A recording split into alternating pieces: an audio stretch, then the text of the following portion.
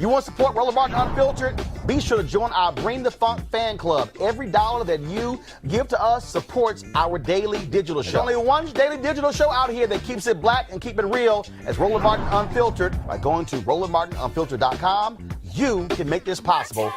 Many of you know him well. He is one of the foremost intellectuals in the country. I did not say black intellectuals, foremost intellectuals. He's an author, a scholar, lecturer. He is a professor. And he simply goes by. The only time you might ever hear him not got something to say is if he's listening to, of course, John Coltrane. It's true. Dr. Cornel West. And Curtis Mayfield. Oh, yeah. Dr. Cornel West, how you doing? How you doing, my brother? Man, I'm great, sir. You, brother. You got longevity, though, brother. You rolling. You are, in Curtis's language, brother. You've been keep on pushing. And I respect you, though, brother. Love and respect. I love that A5A, too, though, brother, in the name of Donny Hathaway and Duke Ellington and Martin Luther King Jr. and John Hope Franklin and a whole host of others, including Roland Sebastian Martin himself. And Cornel. And Cornel. And earlier we had Reverend Dr. William Barber. So, Lord. And we want to salute Brother BB, too, man. Yes, sir. That's an amazing song. He represents a grand exemplar of our great tradition, man, the black musical tradition, the greatest modern tradition in the modern world, dealing with catastrophe and responding with creativity and compassion. So we salute BB and CC. Their whole family is part of the nobility of the artists that keep us real and keep us accountable, my brother. Speaking of that, I asked this to Erica Alexander, and I said this, and I've been saying it.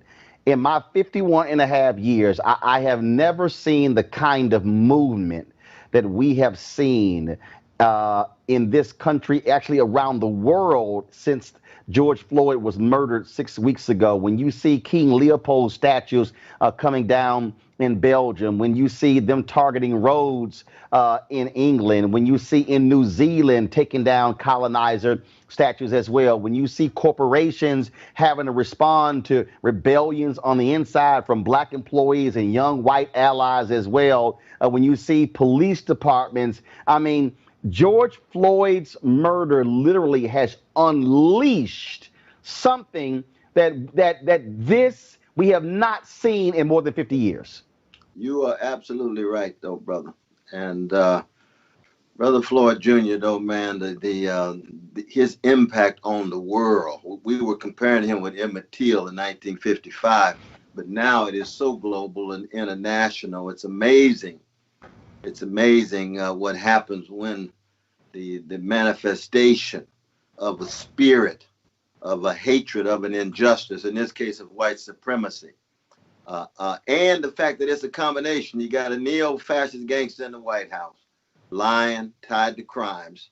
You've got pandemic in place, so people do have extra time to think about some things rather than just get caught in their routine. And then you got public lynching. And then the hunger and the thirst for something real.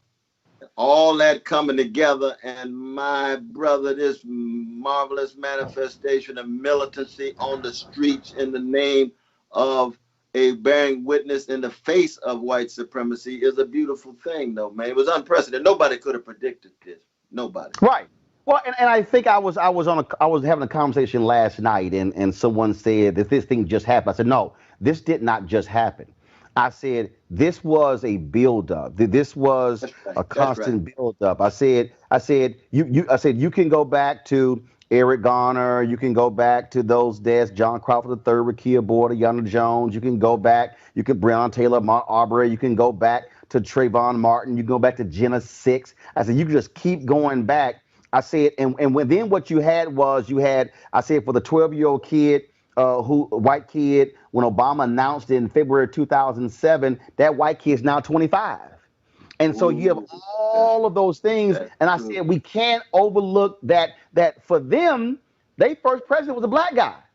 And then the second time, 8 years, then a woman is a leading candidate. So the world that they have seen is totally different from previous generations. And it has unleashed these forces that, frankly, America and the world was not prepared for. That's exactly right. The one thing I would add, though, brother, and you tell me what you think about this, is the intense Afro-Americanizing of young people of whatever color in hip-hop culture. Yes. So from Tupac and Biggie all the way through Missy, all the way up to Jay-Z and Kanye. We know how confused our brother Kanye is, but I still love the brother, appreciate his genius. But the impact of the hip-hop artists in shaping the sensibilities of a lot of those young activists who are out there, you see, because they've heard from NWA. They've heard from the various artists about police brutality. Now they get a chance to see the public lynching before their very eyes. And so in that regard, the role of the arts becomes very important in terms of shaping the sensibilities of these hundreds of thousands of folk, but disproportionately young folk who hit the streets. Does that make sense, my brother? No, it makes total sense because, again, but that's a part of these forces and how they're moving and how they're converging. Yes.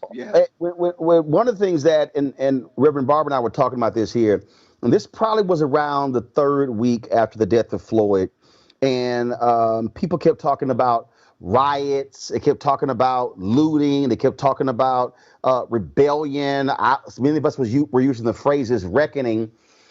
Then I went to my library, and then I grabbed a series of books. And I see your books behind you. And one of the first ones, I was trying to really think about this thing in a much broader and bigger way. Yeah. And the first thing I thought about was Du Bois' Black Reconstruction. Then I pulled out Eric Foner's book, Reconstruction, America's Unfinished Revolution. Oh, yeah. Then and those two go together, hand in Yeah. hand. 1935, 1987. Then I pulled out Manning Marable's The Second Reconstruction and Beyond in Black America. Oh, And, yeah. and then Dr. Barber's book, The Third Reconstruction, Moral Mondays. I have been saying that this is the third Reconstruction, that we should not look at this as sort of this short-term thing. We should look at this thing as the first Reconstruction was 12 years. The second Reconstruction, Marable has it 45 to 2006. I really have it from 54 to 68. I said, which lasted 14 years. We have to be thinking in terms of the third Reconstruction, because Reconstruction means literally reconstruct the nation, reconstruct the system, reconstruct the paradigm, not make small fixes. Your thoughts? Oh, you're absolutely right. And I would turn to Du Bois's great text of 1921 called The Gifts of Black Folk. A lot of folk know the 1903 book, The Souls of Black Folk, but the gifts of Black folk. He says, what are the gifts? Well, two of the major gifts is the reconstruction of freedom, the reconstruction of democracy. But the big difference here, though, brother, is that this third Reconstruction that you talked about, that Brother Barber talks about, and Brother Eddie Glaude talks about in the Third American Founding in his recent book on James Baldwin, Begin Anew, is that we're this moment of the decay and decline of the American empire, so that the impact of America around the world is lessening, not just its reputation, but its inability to present itself as something that it is not, which is this beacon of liberty. I mean, here's, July 4th, right? Right. Frederick Douglass, celebrations of shame, national greatness, swelling vanity, boast of liberty, unholy license. America reigns without rival when it comes to revolting barbarity and shameless hypocrisy. That's Brother Frederick Douglass, July 5th, 1852. Well, now the chickens have come home to roost, though, brother. America has been revealed to be a place that cannot deliver basic goods and services to its own people. 40% of Americans living near or in poverty. It cannot protect rights and liberties when it comes to those dissenting voices that are being pushed to the side too often. And it cannot deliver purpose and meaning, because its commodified culture is so spiritually empty and vacuous, and it's all about getting over and manipulation and domination, rather than learning how to care and nurture for others and cultivate intimacy and love, which is what makes life worth living. That's why you got the drug overdoses taking place. That's what you got, the unbelievable sense of meaninglessness, what I call nihilism, taking place, so that the culture of an empire, as well as its nation state, with all of its militarism around the world, AFRICOM in Africa expanding and so forth, dropping drones on innocent people, and then the greed, my brother, the greed beginning on Wall Street and spilling over, which is out of control. That's the difference between the second Reconstruction and the third one, because the second Reconstruction, America was just beginning to expand itself beyond the continental bounds, given its internal imperial expansion, looking for Guam, Puerto Rico, Philippines, and so forth. Now America is on the decline and decay. And you begin to see what Malcolm was talking about. You're going to reap what you sow. Sooner or later, those chickens going to come home to roost. And then the question becomes, how do we, in the belly of the beast, still love truth, beauty, goodness, love Black people enough to recognize that the reconstruction and the reawakening is the only option, or America goes under? I was on this call last night, and this guy kept saying, well, just can we put a number on it? And he said, is it reparations? I said, no. I said, no, it's not. He says, well, can we put a number on it? I said, no. I said, it's an unknown number. And he was like, well, I don't understand. I said, see, here's the problem with this conversation. I said, how America always works is it's so like you take your car in and you don't really want to hear what the mechanic, just tell me how much it's going to cost. It's just money. So they give you the number and you're like, okay, fine, fix it. I don't want to hear nothing else. what I explained to them is, I said, you can't put a number on this. And I know Bob Johnson came out, said 14 trillion, and I've seen other reports. I said, the reason I said I'm not going to put a number on it, the reason I'm not going to call it reparations, is because I said, this thing is so deep, it is so pervasive, it is so systemic, that if I put 14 trillion on it, once I get in, I may realize it's 40 trillion. Yeah, 20, I was thinking 28, 45, yeah. I said, so what you want me to do, you want me to limit, so when we hit that limit, well, you said it was 14, hey, here's 14. I said, no. I said, because you got to deal with education, you got to deal with housing, you got to deal with health. I started going through all these different categories, and I said, it's not that simple, and I think that's the problem with America. The impatience of America is like, look, just how much is it going to cost for y'all to go away? And I'm saying it ain't that simple to simply say how much is it going to cost, because, again, I'm sitting here with where do we go from here, chaos or community. Ooh, yeah. King said, America, you ain't ready to write that big check. And he didn't put a number. He just called it that big check. No, that's real, though, brother. I mean, part of it is people always want to reduce these kinds of issues of such crimes against humanity to just monetary matters, because America is a business culture. It's a market-driven culture. It's a money-obsessed culture. But you are absolutely right to resist it. But I think what you and I would agree is that there's got to be some kind of repair. So some form of reparations is required. And so we're going to have a dialogue. And the dialogue's got to be a robust dialogue. We got to bring in William Gardy. You know what I mean? You got to bring in all the different voices. You got to bring in Sister Yvette and Tone and all the other voices that's been talking about reparations. But at the same time, you see, I want to talk about redistribution of wealth in addition to reparations. Right. I mean? And that's what I'm saying. That's not being a citizen. That's not just about being a descendant of slavery, Jim Crow, Jane Crow. That's just as an American citizen, they have a right to Medicare. That's what Brother Bernie's absolutely right. They got a right to a job with a living wage. They got a right to decent housing, and they got a right to quality education so they can get their minds and souls together to be fortitude, to love and respect ourselves enough to be willing to fight. And that piece right there, again, because what it does is, and this is how I've laid it out. I said, we Black folks, we've never had full citizenship.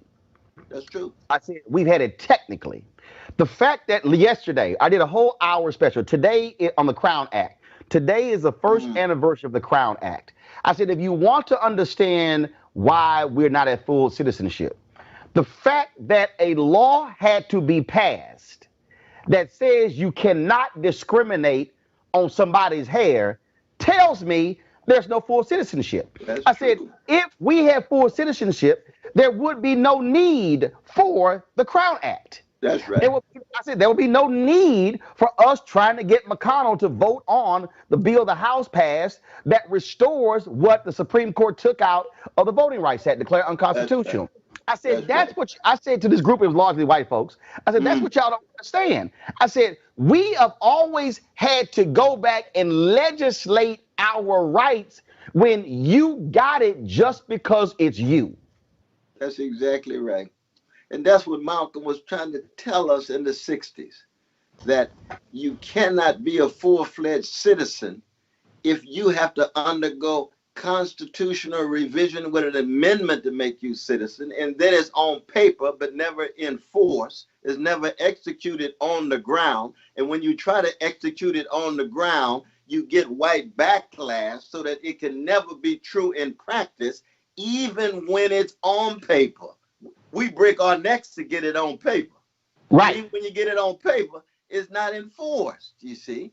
So that, you know, it raises deep issues in terms of whether the country has the capacity to treat the masses of Black people with respect and dignity. That's Garvey's question.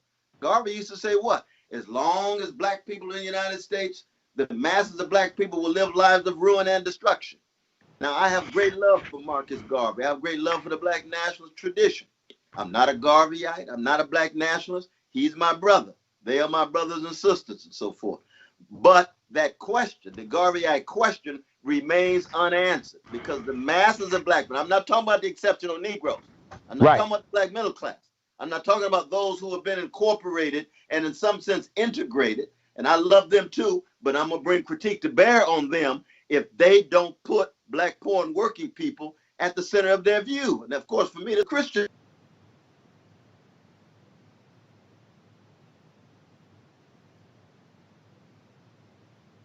focusing on the least of these, always the most weak, the most vulnerable. And I know you heard the same thing from Brother Barber.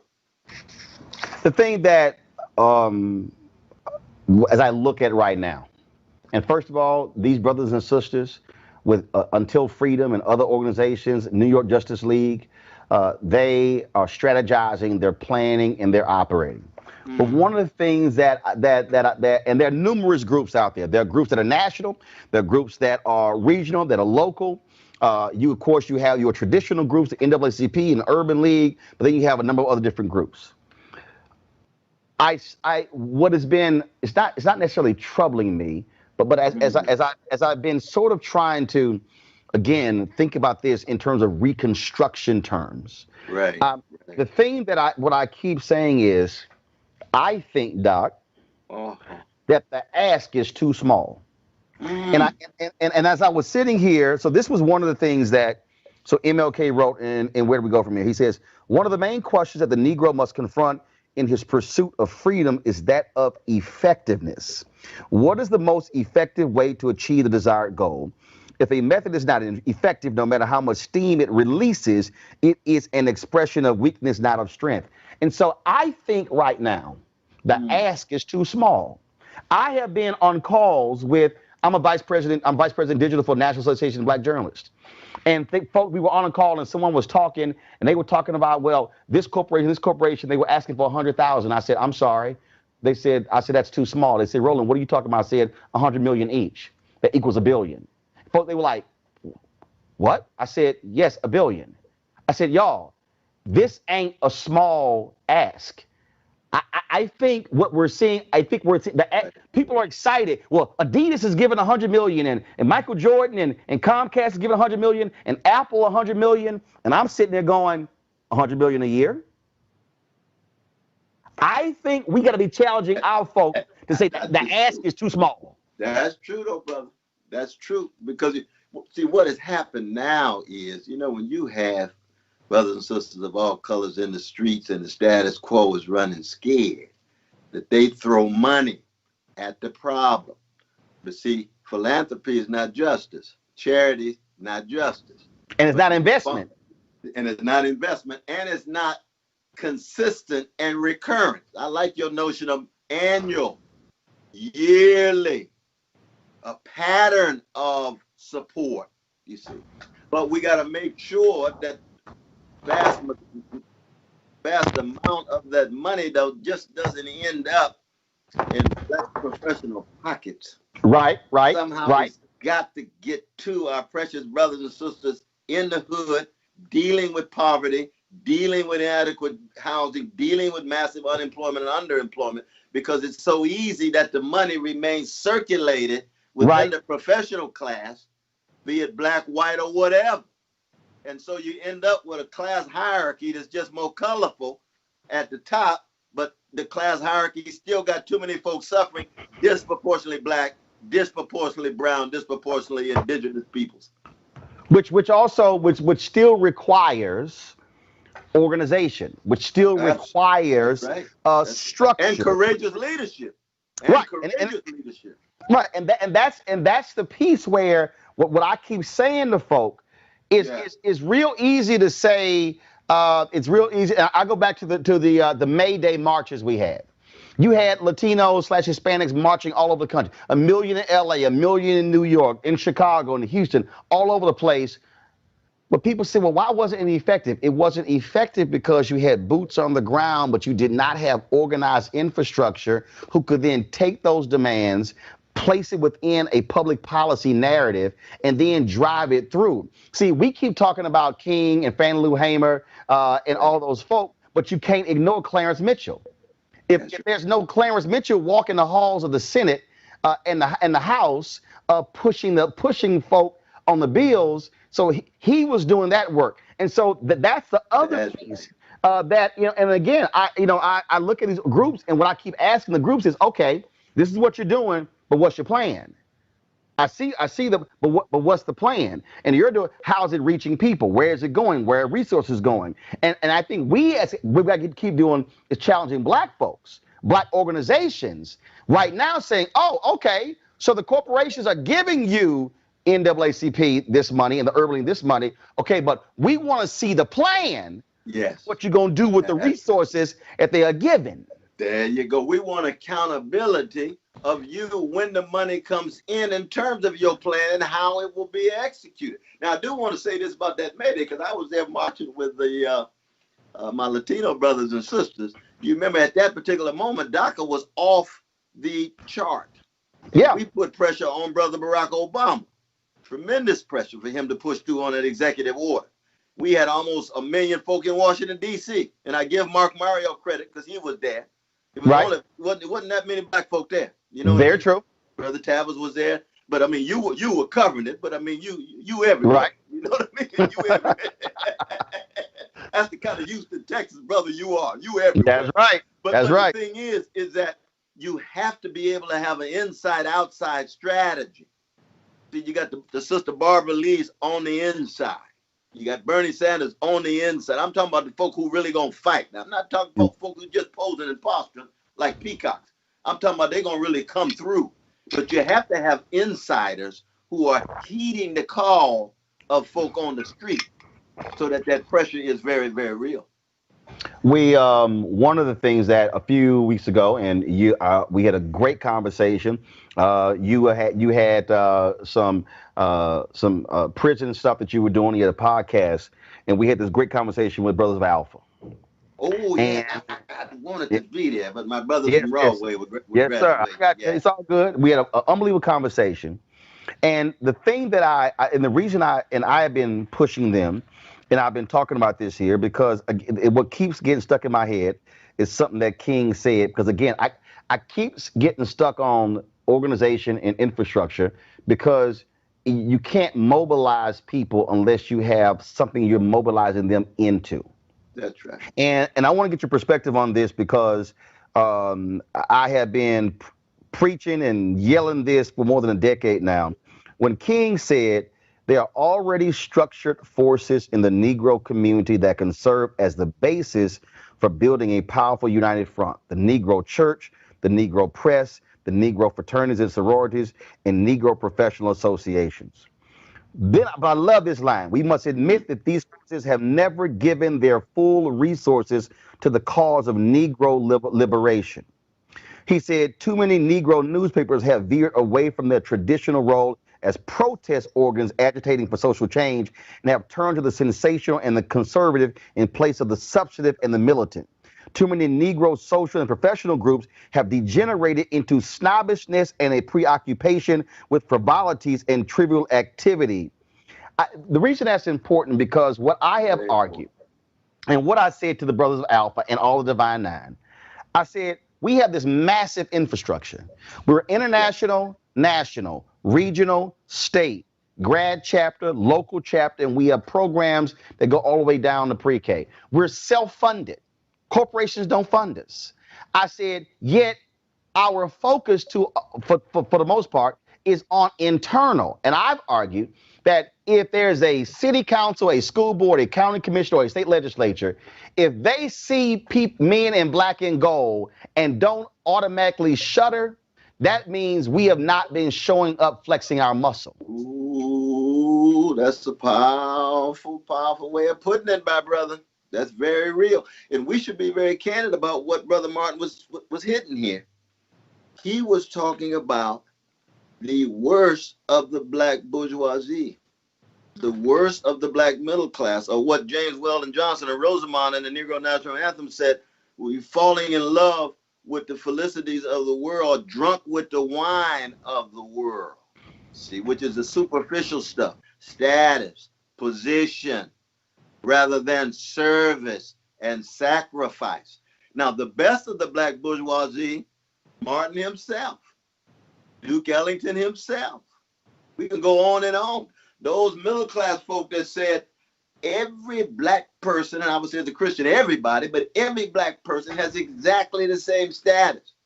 Right. So if your child is Jack and Jill, you ought to be as concerned about brothers and sisters in the hood as Jack and Jill brothers and sisters. See, that's what Martin was getting at. So when you look at the churches, the mosques, fraternities, sororities, they've got wonderful folk in them, but they also have tendencies, and you and I have seen it over the years, to deal with superficial things. Right. And in a moment of crisis, and we always live in every moment of crisis, be black in America, every moment of our lives in certain such moment of crisis, is how do we tease out our courage and our vision to make sure that we can create some kind of organization. Garvey used to say what? Disorganization is the major obstacle for black freedom.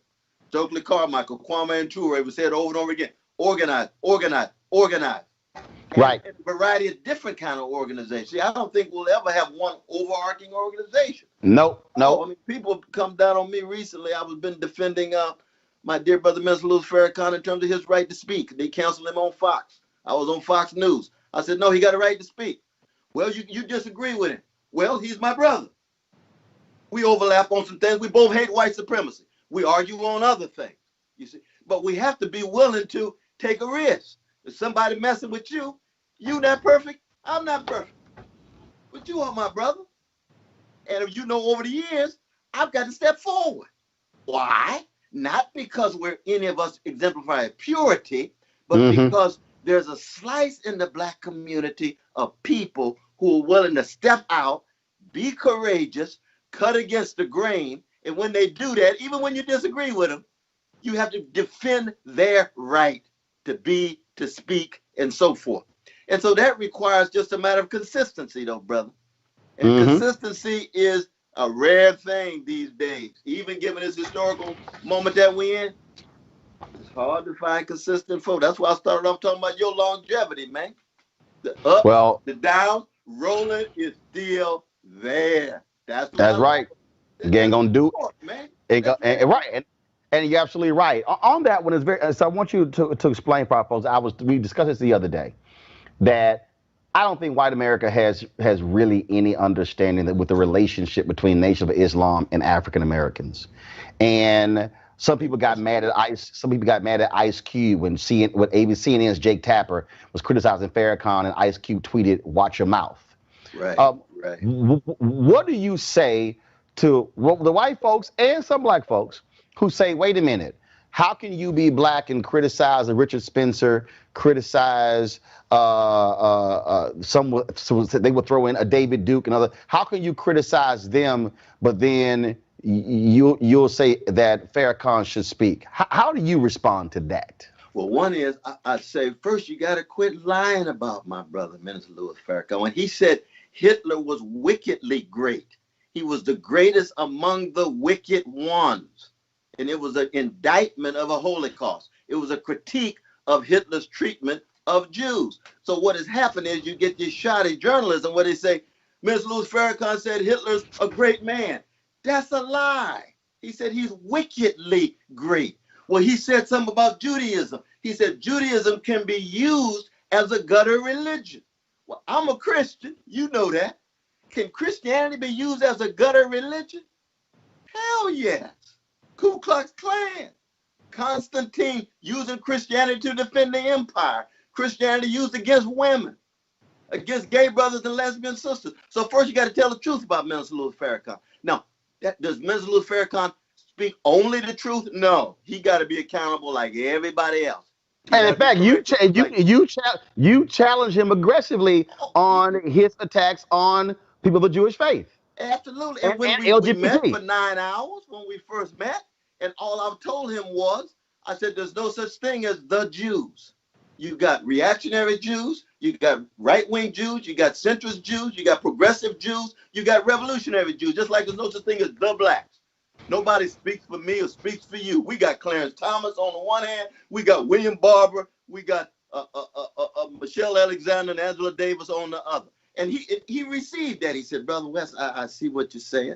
I see what you're saying. So part of the problem is that when you have a corporate media that is so intent on lying on a brother, first you got to make sure you get the truth. Then when you get the truth and you still have disagreements, then you have a serious conversation and dialogue. But I think one can never deny the level and the breadth of the longevity of Minister Louis Farrakhan's hatred of white supremacy. That's just a fact. His impact on everyday black people. That is just a fact. That does not mean in any way that we agree with everything. I mean, of course, as he's a Muslim and I'm a Christian, we got theological disagreements, just like Malcolm and myself. But at the same time, I'm going to be very honest and always try to be candid and speak whatever truths that flow out of my soul and deal with consequences. And what has happened is it's been almost taboo to have anything to do with Mr. Louis Farrakhan because of the corporate media. You see, I think that's wrong. I think that's wrong. Speaking of that, I'm looking at various comments here on our YouTube channel, on other channels, and there've been a number of people who said, "I hear you, Dr. West, but I can't get over what you did to Obama." Mm. And he's been gone now for 3 years out of the presidency. And you and I had a previous conversation about that, where we had a very honest dialogue where I stated where I thought you made missteps. As you reflect on that, as you reflect on how a lot of black folks who really loved you and respected you, they turned away. How have you thought about that and played that through your mind in the last 3 years since he left the White House?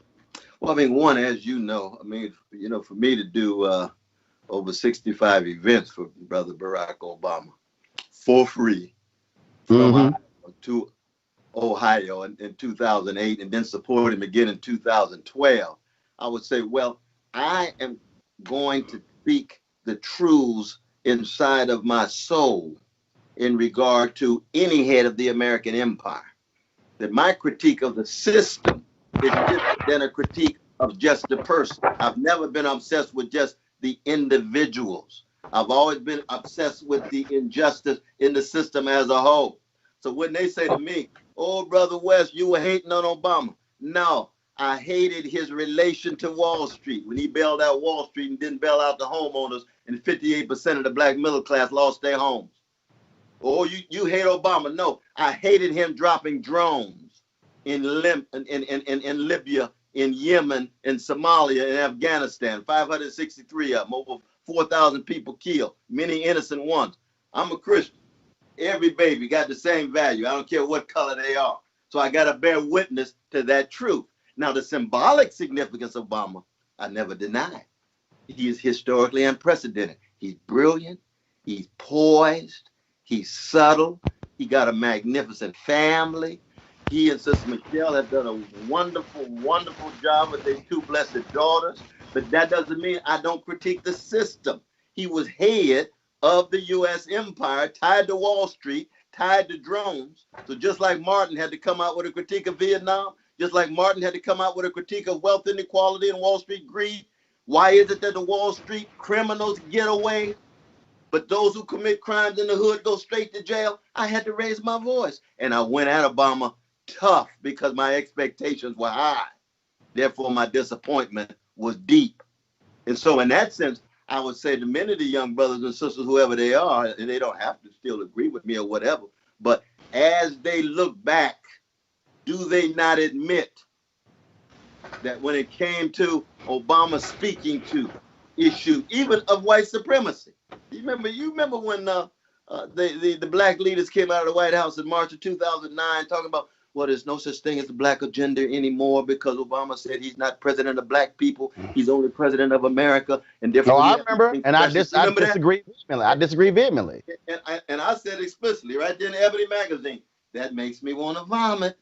We ain't been a black people for all these years and get a black president, and all of a sudden we don't have a black agenda anymore.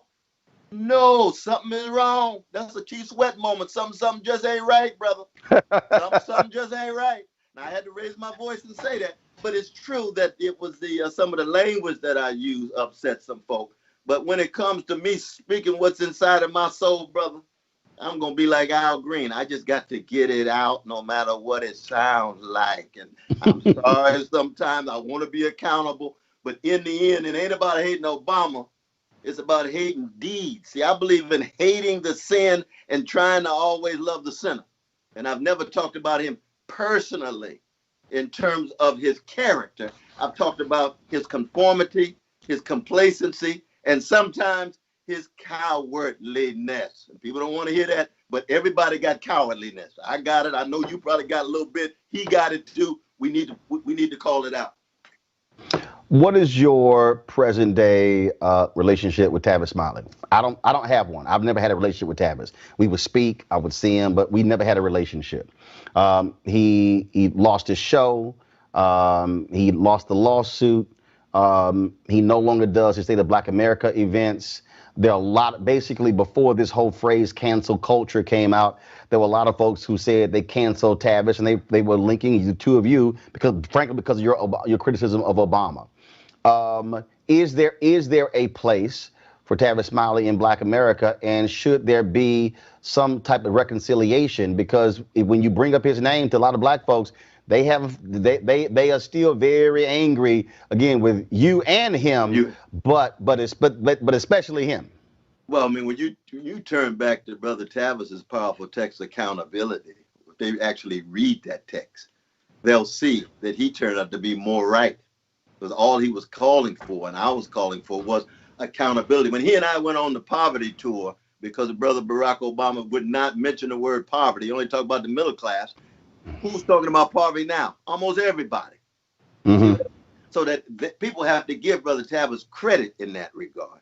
And one, Tavis will always be my brother. I always have a deep love for Brother Tavis. We certainly are not as close as we were before for a variety of different reasons. But that doesn't mean I don't love my brother. And his contribution from Black Covenant and a host of other things are undeniable. His impact, undeniable. Tom Joyner Show, undeniable. So the idea of just pushing people away so quickly, I think it's not a good thing. It's not a good thing. And all of us in life go up, and all of us in life go down, and it's the bounce back. And he's bouncing back, and it's a beautiful thing. We are seeing, I also think with George Floyd, I hope to see a massive resurgence, as Dr. King said in Where Do We Go From Here, the militancy of Black media. The reason I created my own platform was because I said, to be perfectly honest, I wasn't interested in asking a white producer, can I go cover Black people, and them saying no. Right. I said we could not have gotten to where we are now unless we had a Black-owned media that speaks to us. I was very critical of the fact that the first funeral service for George Floyd, all of the networks were carrying it. TV One, no. Their sister network, Clio TV, no. BET, no. BET Her, no. Revolt, no. OWN, no. Bounce, no. Aspire, no. Afro, no. And I said, what the hell? How can you have this moment where the nation is transfixed and you turn to these other networks and they were showing the funeral of George Floyd, and the Black networks were showing damn sitcoms? Wow. It's a sad thing, brother. Now the second funeral, BET and Revolt carried it, but I believe that part of the problem that we have is that we have too many folk in Black media who are doing exactly what King said when he said they have turned to the sensational and the conservative in place of the substantive and the militant, and we are seeing entertainment, we are seeing gossip, we're seeing reality shows, and we are not seeing people who are modern day Robert Abbotts, modern day A.I. Scotts, modern day Claude Barnett, so Ida B. Wells Barnett. And I'm sorry, in this moment, Black networks and Black media cannot be filled with a bunch of damn gossip and entertainment. You are absolutely right, brother. And that's why we got to go back to the best of our history. You see, because to be a black journalist is to be part of a black middle class that oftentimes could be so obsessed with the white normative gaze or white persons and powers being the point of reference for you. You have to define yourself in relation to the greatness inside of your own tradition or any forms of greatness in other traditions. So that what is the standard that William Monroe Trotter set? You read Right. Cary Greenidge's powerful text. What's the standard Ida B. Wells set? What's the standard T. Thomas Fortune set? Or the names that you talk about? And the Martin ways in which Delaney. you are Martin Delaney or Frederick Douglass are part of that same tradition. And what did they do? They pierced through the superficiality. And see, sometimes that means, oh, Brother Roland, you got to be willing to give up popularity for integrity. Yeah. You ain't loving black people for them to love you back. You loving black people because they're worthy of being loved, and you trying to bear witness to get them to see things they not seeing and do things they not doing. Vision and courage. That's precisely the history of the best of black journalism. And Malcolm himself, founding Muhammad Speaks, right? He's a journalist too, in that regard. And he continued to grow, as we know. What did he say? Whoever's for truth, I'm for it. Who's ever fighting for justice, I'm with you. But I'm beginning on the chocolate side of town. He didn't add the Parliament Funkadelic language like that. But he said, I'm starting on the chocolate side of town. That's me and that's you. But it also, yes. Love of black people comes in a lot of different forms, but it doesn't stay there. We love folk as a whole, but we start there with our mamas. And today, my mama's birthday, brother, 88 years young. All right. Happy birthday, Mama West. I'm telling you, but see, she set a standard. You see what I mean? There you go. And I'll never be the person she is, but I'll tell you one thing, I'm never going to give up trying to be and aspiring to be her level of spiritual excellence and the level of moral excellence in that regard.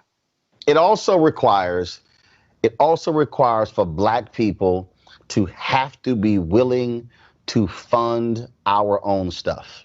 That's true. The reason that's vital is because I sort of lay out, you can't keep saying, man, we want y'all to fight, but then you expect us to have somebody else pay for it. I've said it, and this is not denigrating the NAACP, but the reality is this here. If the NAACP's budget is based upon corporate giving, then the NAACP cannot truly be hardcore on fighting for black folks against the very interest. The Color of Change doesn't accept any corporate gifts. And what I tell folk all the time, the reason the Chicago Defender was as powerful as it was because black folks had subscriptions. They paid for it. And so it's getting our people to understand, like this here, I do it all the time. I tell people, I say, yo, if 20,000, I got 2.7 million social media followers. If 20,000 of our people gave $50 each, and that's the Wall Street Journal costs $350 a year. I say if 20,000 gave $50 each, that's $4.19 a month, 13 cents a day. That completely funds the show. We can travel, we can cover stuff. We will do 700 hours of content this year.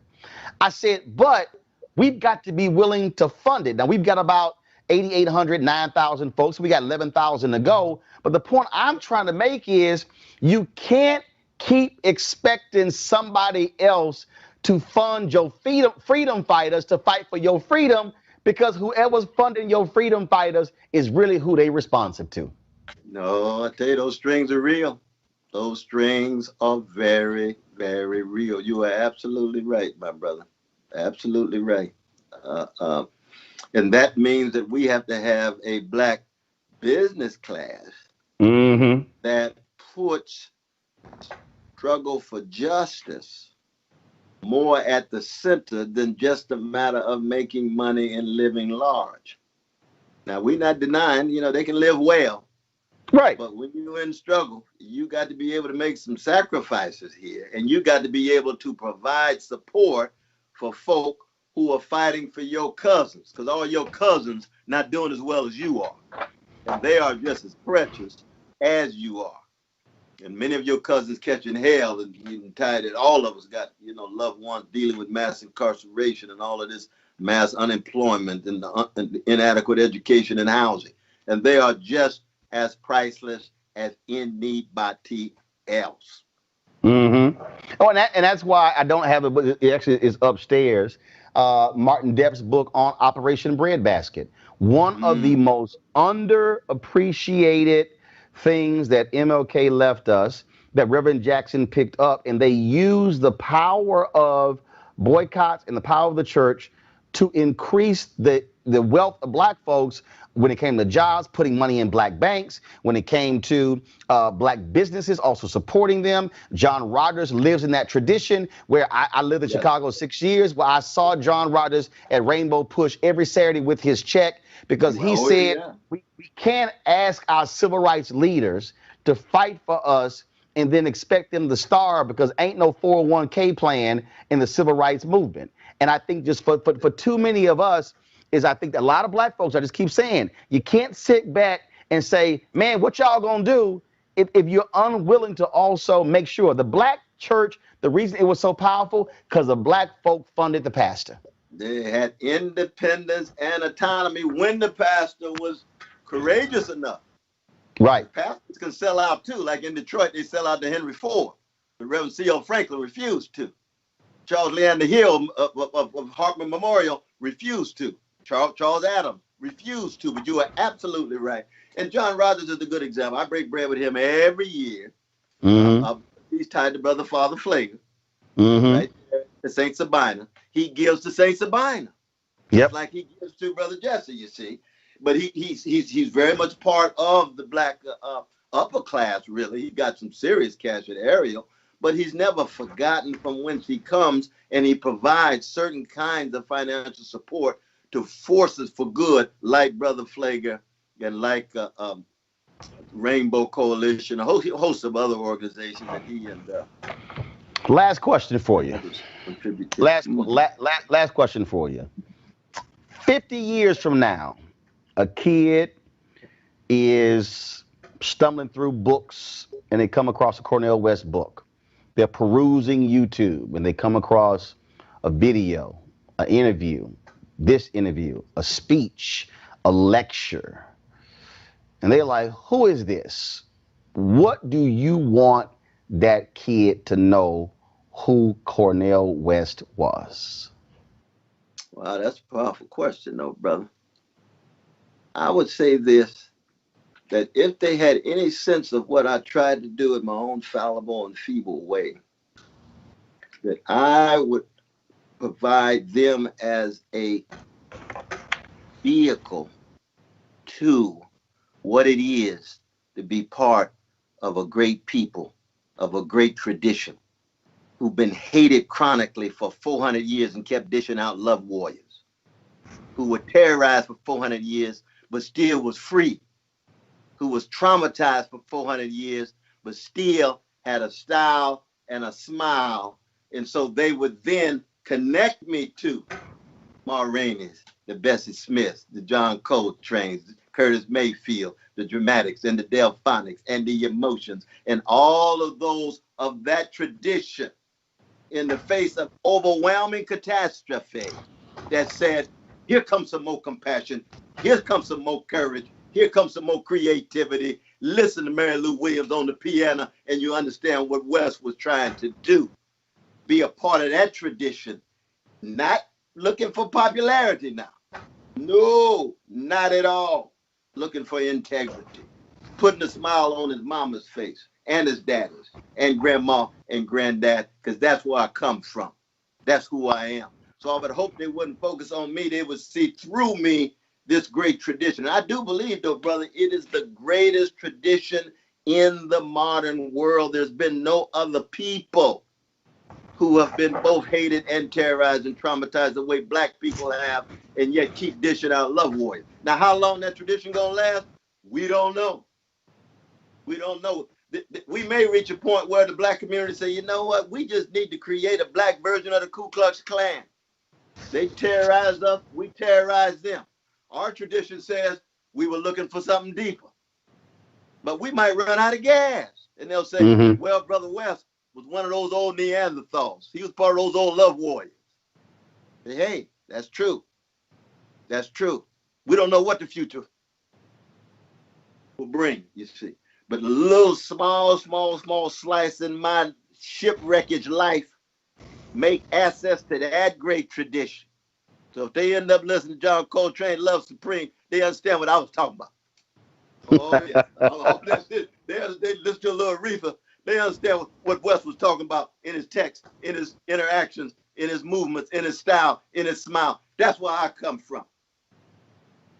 My booking producer Jackie Clark hit me. She said, Dr. West called me twice already. Want to make sure we doing this interview tonight. I said, let him know we good. We gonna do it a whole hour. She said he's excited. He wanted to make sure I said we on. No, see, when you called through her, I said, Brother Roland, I'm stopping everything. People don't understand what we got together. You know what I mean? Yes, sir. We don't have to agree on everything, but we brothers. So I stop everything. But then I called in. She's been magnificent. And I called and I said, I just want to make sure. I ain't missing this. On Mama's birthday, I ain't missing this. This is Brother Roland right here. Well, they also don't know that you and I have closed many parties together. The last one on the dance floor. So just so folks don't get confused with it. Ooh, you ain't like a little midnight star. What you talking about? But I love you, brother, and I respect you. Love you well, my brother. Dr. Cornel West, it's always a pleasure. Our folks, they have absolutely enjoyed this. They're going to enjoy the restream as well. We appreciate it. Keep swinging. And in the words of our frat brother, Vertner Woods and Tandy, and I end many of my speeches this way, we will fight until hell freezes over, and then we will fight on the ice. Oh, Lord have mercy. I never heard that formulation. Yes. I know being faithful unto death of Gardner Taylor, Emmanuel Scott, and Carolyn Knight, but on the ice, brother. Vertner Woods and Tandy said we will fight until hell freezes over, and then we will fight on the ice. On the ice, that's the tradition we come from, brother. Go down swinging like Muhammad Ali and Ella Fitzgerald. Don't mean a thing if it ain't got that swing and the stang in the swing. Keep that stang in the swing. Yes, sir. You have a smile on your face, though. You know what I mean? Indeed. You gotta find joy. You gotta find the joy. See, black folk, we've been a people of joy. We're soulful people, and that's what soul is. That sharing of the soothing sweetness and joy in the face of all the ugliness. That's what's kept us going. That's part of what that 858 stands for, brother. That joy, that service, that willingness to go down swinging, though, man. But I salute you, man. I really do. Likewise. We salute you as well. Dr. West, thanks so much. You take care. Take good care. God bless you now. All right, thank you, sir. You want to support Roland Martin Unfiltered? Be sure to join our Bring the Funk fan club. Every dollar that you give to us supports our daily digital show. There's only one daily digital show out here that keeps it black and keep it real. As Roland Martin Unfiltered. Support the Roland Martin Unfiltered daily digital show by going to RolandMartinUnfiltered.com. You can make this possible. My next guest, he's written a number of books on a variety of these subjects, and I'm just going to name some of the books. Gerald Horne is the author of The Counterrevolution of 1776, Slave Resistance, and the Origins of the United States. In addition, that's just one of his books. In addition, he's the author of White Supremacy Confronted, U.S. Imperialism and Anti-Communism versus the Liberation of Southern Africa, from Rhodes to Mandela. He also is the author of The Rise and Fall of the Associated Negro Press, Claude Barnett's Pan-African News, and the Jim Crow Paradox. Another one of his books is The Dawning of the Apocalypse, The Roots of Slavery, White Supremacy, Settler Colonialism, and Capitalism in the Long 16th Century, and his great book on jazz, folks. I think you'll love this one here. Jazz and Justice, Racism and the Political Economy of the Music. If I had to name all of your books, Gerald, I wouldn't have any time to do the interview. Glad to have you in Roland Martin Unfiltered. Thank you for inviting me. So let's just first of all, I will, before we even get into the books, just want to get your assessment of this state of this campaign. Democratic convention took place this week. Just want to get your overall thoughts as a historian, as a political science professor, as somebody who studies and lives this stuff every day. Well, I have a mixed opinion. Certainly, I agree with the consensus coming out of the convention that Donald J. Trump must be defeated by all means necessary. But I think that there were mixed signals coming out of the convention that are disturbing. I mean, why is it that Republicans like John Kasich, the former governor of Ohio, got more time than Alexandria Ocasio-Cortez, one of the party's rising stars? And I was also disturbed by the dearth of focus on foreign policy, particularly during a week that you had the government in Mali that was overthrown in a coup, a direct result of the overthrow of the Libyan regime in 2011, when the weapons in Libya leaked into northern Mali, creating a religious insurgency that has now captured 2/3 of the country. The problem for the Democrats is they oftentimes set foreign policy aside, but the Republicans don't, and then the Democrats get pushed into these wars that gobble up our tax dollars, leaving little to spend on education and healthcare, purportedly the major Democratic priorities. Well, one of the things, and when you talk about that, when you talk about foreign policy, on the night that was supposed to be National Security Night, I saw this one tweet from Paul Rykoff of IAVA. He said that it really wasn't much attention paid to that.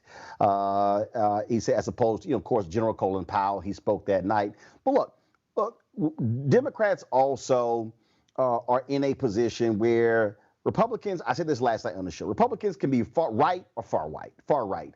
Democrats have all these competing constituencies within the party. And so they're trying to sit here and again, play music to meet all those constituencies, as opposed to what you're going to see next week. It's going to be pretty white next week. Like I said, it's going to be pretty white. It's going to be pretty right and far right. And Democrats constantly are having to deal with this issue. Who are you appealing to? Who is the real base of the Democratic Party? Well, that is the $64 question, is it not? And part of the problem that your intelligent comment tends to suggest is that what unites the Republican Party base, even though they don't like to admit it publicly, 63 million strong, is that they're involved in a counter-revolution against the changes of the 1960s. They would like to see an overthrow, fundamentally, of this movement's fruits of victory against Jim Crow. That is to say, the Civil Rights Act of 1964 and the Voting Rights Act of 1965, which Chief Justice John Roberts has more or less sworn to gut, which he did in 2013 with the Shelby County case. And I think that that helps to unite the base of the party, but what makes it difficult to attack is that they don't necessarily admit that publicly, although we all know what the real deal is. Well, and you're absolutely right, because, I mean, look, a lot of people, it was really the Barry Goldwater book that changed the mind of many conservatives. And he really, of course, he opposed the 64 Civil Rights Act. There were a number of people, William Buckley, okay, this Republican intellectual, National Review, they completely reversed their views on civil rights as a result of that. And so when you look at what has happened, the Fairless Society, the attack on civil rights, the attack on feminism, when it comes to the environment, that's what you have. Just today, Donald Trump gave a speech where he just touted, hey, if I win, I could potentially appoint 5 Supreme Court justices. He was just touting that. And I think Senator Chuck Schumer was one of the few Democrats all week who brought up the Supreme Court. I have been yelling and screaming on this show for the longest that, look, they want to put on 35 to 45-year-old, mostly white men and white women to be federal judges so they can control the federal judiciary for the next 40 to 50 years. So it doesn't matter how diverse Congress looks. It doesn't matter that the Black Caucus will likely have 60 members come January. It doesn't matter how many Latinos get elected. If they can control the courts, they control the country. Well, fortunately, what is now being bruited in certain circles within the Democratic Party is the idea that can be accomplished legislatively of expanding the number of justices on the U.S. Supreme Court. Right now, it's been 9. It's been 9 for a number of decades, but that is not constitutionally mandated. And if the Democrats follow through with the other suggestion of getting rid of the filibuster, which basically means that you don't need a 51 to 49 majority in order to pass legislation, With the filibuster, you basically need a 60-40 majority in order to pass legislation. I think those two maneuvers, if those can be executed early on, assuming that there is a President Biden sworn in January 2021, that could go a long way to pushing back this conservatism into the subordinate position where they so rightfully deserve to be placed. You talked about, in his speech, Joe Biden talked about Charlottesville. He mentioned that. And one of your books, first I'm gonna merge two. The Counterrevolution of 1776, Slave Resistance and the Origins of the United States of America, this particular book right here. And the other one, White Supremacy Confronted, U.S. Imperialism and Anti-Communism versus the Liberation of South Africa from Rhodes to Mandela. It's amazing when you hear people, they talk and they're like, well, you know, you guys keep bringing up systemic racism. In fact, today, I guess in his speech, you know, Trump said 1619. I never heard of 1619. I only heard of 1492, just simply showing his pure ignorance. That's what we're really dealing with here, Gerald. We're dealing with Americans who are just like Trump, who are wholly ignorant of this nation's history, who they sort of have this one view that has been taught what I call his story as opposed to history, and what folks are now having to confront with Black Lives Matter, what's happening in the streets. They're having to confront not just black folks talking about white supremacy, but this new generation of white folks who are like, damn, y'all black folks been right. There is white supremacy, and what we must do to deal with that. That's a part of American history embedded in every fabric of American society. Well, I'm afraid to say that the situation is even worse than your perceptive comment tends to suggest. I'm sure you're following the controversy involving QAnon, this harebrained conspiracy theory that suggests that Donald Trump single-handedly is confronting the deep state and other elites, including the Democratic Party, who are involved in pedophilia, who are involved in all manner of ridiculous ideas. And they're sending members of Congress, presumably, to Washington in a few months, and Mr. Trump refuses to condemn them because I think he realizes that he needs every vote that he can get. But he's embarking on a very dangerous path when you let these extremists into the mainstream. Now, you note that a few moments ago, I mentioned that there was a counter-revolution unfolding against the changes of the 1960s. And I chose that term intentionally because, as the title of my book that you just raised in your hand suggests, there was a counter-revolution that led to the formation of the United States in the first instance. As I detail painstakingly in that book, The Counter-Revolution of 1776, in the run-up to George Washington and his comrades seceding from the British Empire, London, for various reasons, was moving towards the abolition of slavery. If they had allowed, that is to say, if the settlers led by George Washington had allowed that particular decision to leapfrog the Atlantic, it would have jeopardized the major source of their wealth. We're talking about major slave owners when we talk about George Washington, Thomas Jefferson, James Madison et al.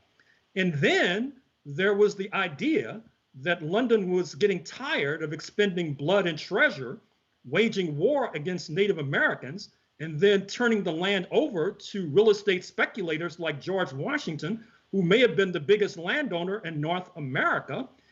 And as a result of this revulsion against London's policies towards land and labor, the so-called patriots decided to break the law and engage in a bloody armed revolt against the British Empire, establishing the United States of America. And thus, in 2020, it's no surprise that protesters on the streets of Portland, Oregon, have raised the relatively new slogan with regard to stolen people on stolen land. We are the stolen people, stolen from Africa to work for free for decades and centuries on the land stolen from the Native Americans.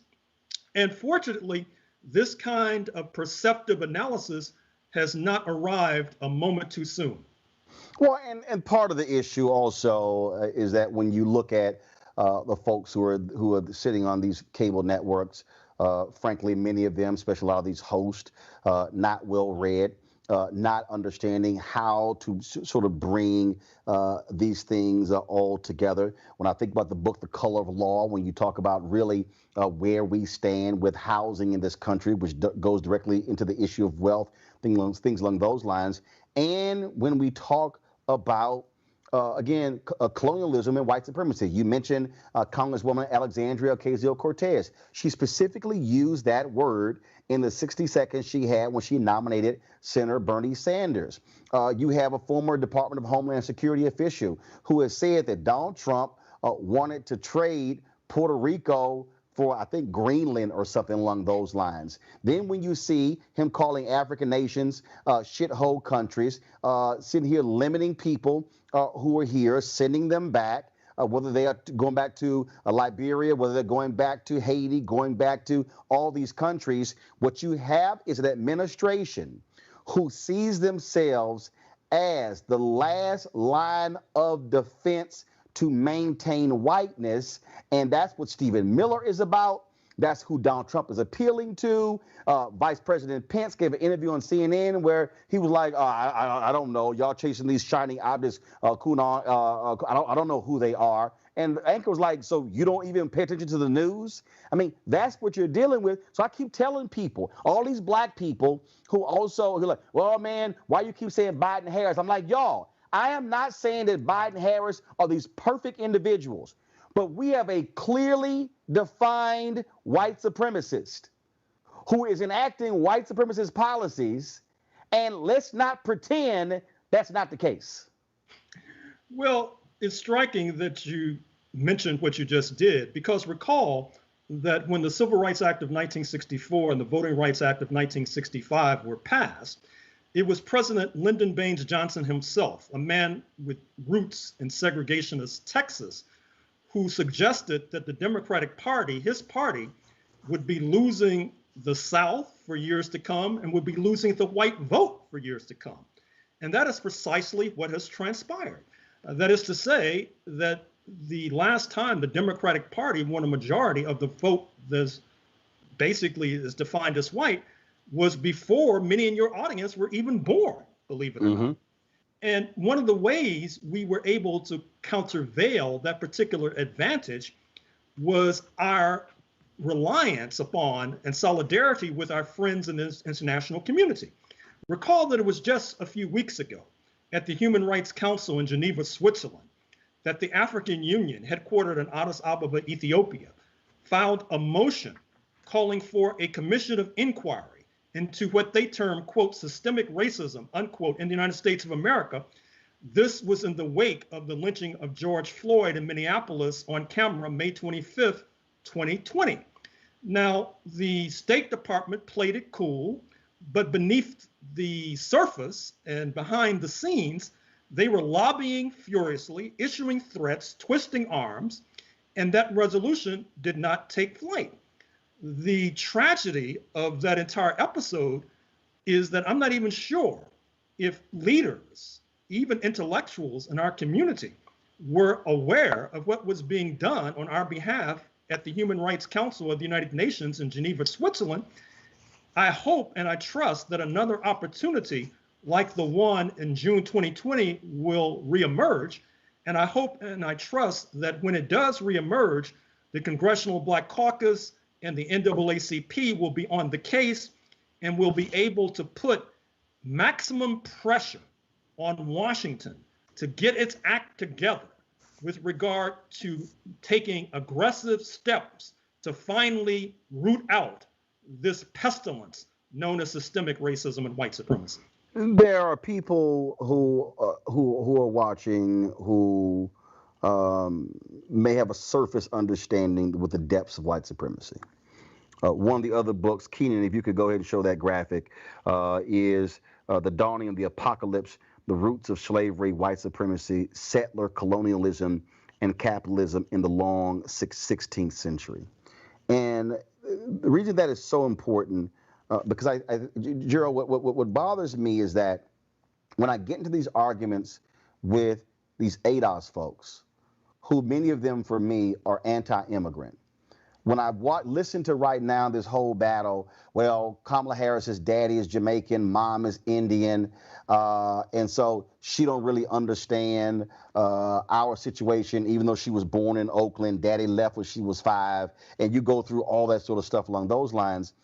I keep telling African Americans, stop acting as if we're so different. They just simply got dropped off at a different spot before they came here. And what you try to do in your books is get people to understand white supremacy is not, oh, white supremacy in Africa, white supremacy in South America, white supremacy in Latin America, white supremacy in the Caribbean, or white supremacy in Northern America. You lay out, no. That's a direct connection, connecting the dots of white supremacy worldwide. Well, it's unfortunate that sort of discussion is taking place because it's not helping us move forward. I don't think that people realize that during the time when we were commodities, we were traded like commodities. You could be an Afro-Floridian one day, an Afro-Cuban the next day, and an Afro-Brazilian the very next day. I'm doing research now on your state of Texas. Mm-hmm. And after Juneteenth, June 19, 1865, despite that date notwithstanding, you had certain Texans who wanted slavery, in the words of Keith Sweat, to make it last forever. Mm-hmm. And so you had Black people smuggled out of Galveston, Texas, to be enslaved in Cuba after June 19th, 1865. Just like before June 19th, 1865, there was this massive slave trade between the slavery plantations of Cuba and the slavery plantations of Marshall, Texas, Tyler, Texas, Northeast Texas, Southeast Texas, etc. Likewise, after June 19th, 1865, you had slave owners who wanted to be continued slave owners who smuggled Africans out of Galveston as far as Brazil. And so to try to draw up these distinctions today between some who have roots in Jamaica, some who have roots in Florida, some who have roots in Texas, I think it mangles our history. It does violence to our history. It doesn't do justice to our history. It disrupts Black solidarity. It disrupts Pan-African solidarity. And it basically sets us back while we need to move forward. Can you speak to that point you just made? Because in White Supremacy Confronted, and I think it's chapter 8. You in here you linked the fighting and the ending of apartheid to what was happening in Little Rock, and how folks there were fully aware of what was happening here. What was happening here, folks were fully aware there, and of course with Claude Burnett and the Associated Negro Press. I mean, you had this linkage here of folks understanding that they were fighting the same battle at the same time and were not these separate entities. And, oh, Africans, we can't stand y'all, African Americans, we can't stand y'all Africans. No, that wasn't the case. That certainly was not the case. And I think sometimes our friends, and perhaps even our antagonists too, lose sight of the numbers. I mean, we all know we're in a hostile environment, and yet roughly we're 40 million people, but perhaps 13 to 15% of the population. So how do you move forward given that disadvantageous situation? Well, historically, the way we moved forward was to realize that we arrived in North America, as Jesse Jackson used to say, as a result of a foreign policy called the African slave trade. And we were able to escape from slavery, not least because of a foreign policy. First of all, the Haitian Revolution, 1791 to 1804, which disrupted the entire system of slavery, creating a general crisis, pressing London, the superpower of that era, to move away from that system because they were afraid they would lose their wealth in neighboring Jamaica, not to mention their lives as well. And then they moved towards abandoning slavery itself in the 1830s under encouragement and pressure from the Haitian revolutionaries, which is one of the reasons why we'll always be in the debt of Haiti forevermore. And then to fast forward to the 20th century, after World War II, you saw that the United States was in a competition with the former Soviet Union for hearts and minds, particularly in resource-rich Africa and the Caribbean. People of color, particularly people of African descent, had trouble believing that Washington was the paragon of human rights virtue as long as there was U.S. apartheid and U.S. Jim Crow. And that puts pressure on the United States to then put pressure on Britain, the colonial power, to move out of Ghana, West Africa, by 1957. And when Ghana comes to independence in 1957, as you're going through a desegregation process at Central High School in Little Rock, Arkansas, President Eisenhower, who quite frankly was no friend of Black people, was under tremendous international pressure to keep these Euro-Americans in Little Rock from massacring and mauling little children with the images broadcast on global television around the world. So he's forced to send troops into Little Rock Central High School to basically alleviate the pressure on those Black children seeking an education. The same thing happened in 1962 when there was an attempt to desegregate Ole Miss, University of Mississippi, with James Meredith. So the international situation forever has been our saving grace, and those who neglect that are basically neglecting the lessons of history. And as you were talking, I thought about what you said a little bit earlier in terms of what these African nations wanted to do at the United Nations. And when I listen to these folk who trash the year of return, what are they doing for us? Why are we spending money in Ghana, in Senegal, in South Africa? What I keep arguing is, as opposed to sitting here hating on those nations, you form alliances that allow for the creation of opportunities there and here, because I've always said this about Latinos/Hispanics, that people keep overlooking. What they have that we don't is they have a foreign policy component, meaning you come here and you're Bolivian American, you are Peruvian, you are from Mexico, you are from Dominican Republic. I know people might say, oh, territory, but folks, just follow what I'm trying to get to.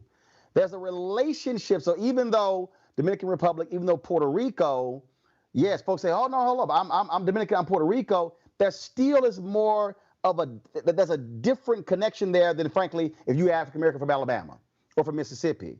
And so having that foreign policy component is helpful when you start talking about these issues that are happening in this country.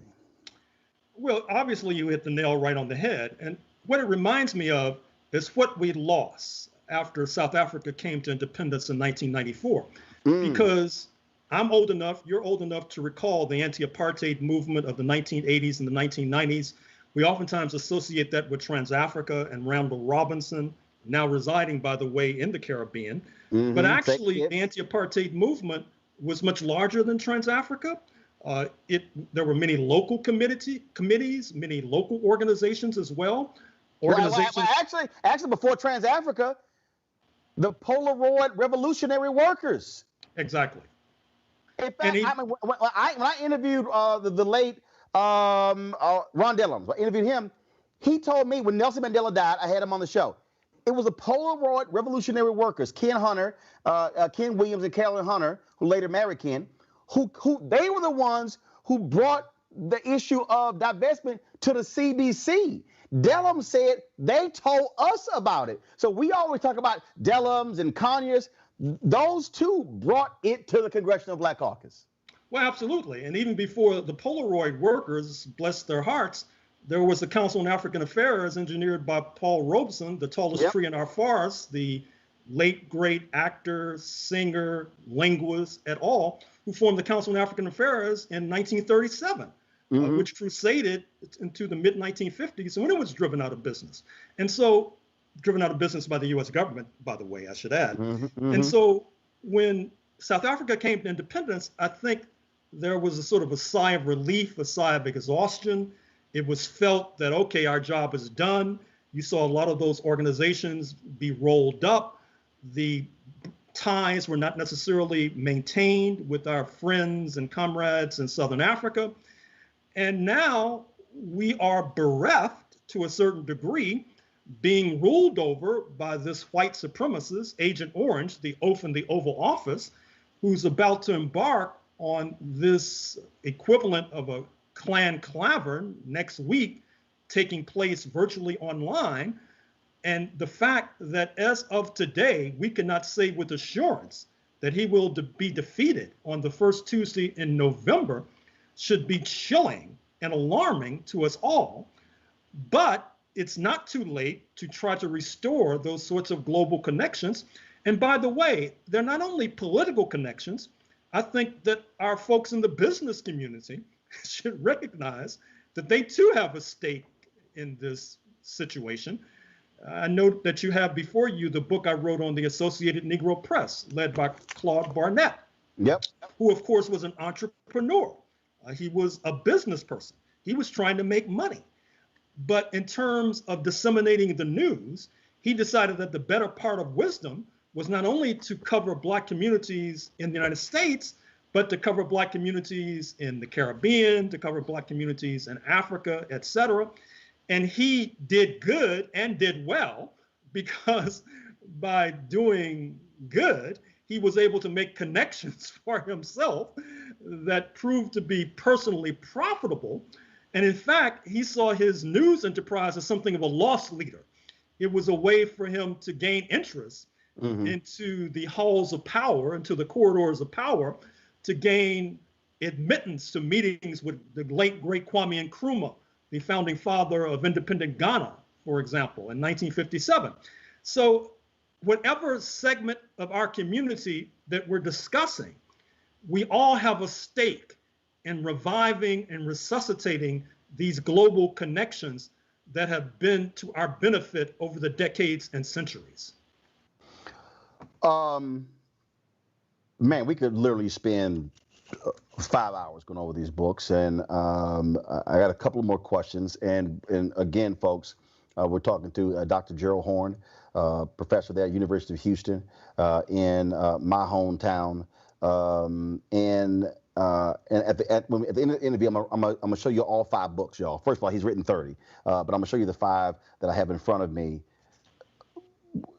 Gerald, as I'm looking at the comments on YouTube and Facebook, and people are going, "Oh my God, I didn't know any of these things." In the counter-revolution of 1776, what would you say is the one most important thing that you want folks watching, mostly Black folks, but I got whites and others who watch my show, and people across the world? What's the greatest takeaway, or the greatest take you want people to read this book and get from it? Well, sometimes you write a book in order to write one sentence, but you can't publish a book that only has one sentence. And the one sentence that frames this entire book, and it also sheds light on the question that my students at the University of Houston in my course on Introduction to African American Studies often ask from the minute they walk into the classroom, which is, why is it that Black people have been treated so atrociously and horribly in the United States, when purportedly this is the land of the free and the home of the brave, with this sturdy democracy and a Bill of Rights and all the rest? And what I wrote in that book that you just raised, and what I tell my students, is that Black people, by several orders of magnitude, did not support their slave owners, so-called, George Washington, Thomas Jefferson, James Madison, who they thought correctly were trying to establish a new country so that they could make sure that slavery would be perpetuated forevermore, and so that they could oust Britain from the leadership of the African slave trade, one of the most profitable enterprises known to humankind. You invest $1 and get $1,700 back. There are those even today who would sell their firstborn for a 1,700% profit. The United States had become the leader of capturing Africans and bringing them to Cuba by the 1790s. taking over the leading market, speaking of Brazil, by the 1840s. And since Black Americans opposed that entire process, when you fight a war and lose, which is what our ancestors did, you can expect to be penalized and pulverized forevermore unless and until you can turn the tables, which we began to do when we supported the Haitian Revolution, when we began to do, to fast forward to the 20th century, when we were in solidarity with Kwame Nkrumah in Ghana and Michael Manley in Jamaica and all of our friends all across the globe.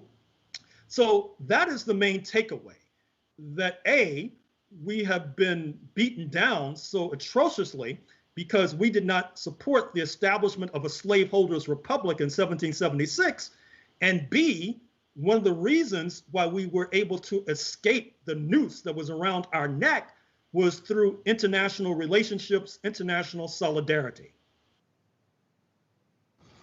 What is that one takeaway that you want this audience to really get from White Supremacy Confronted?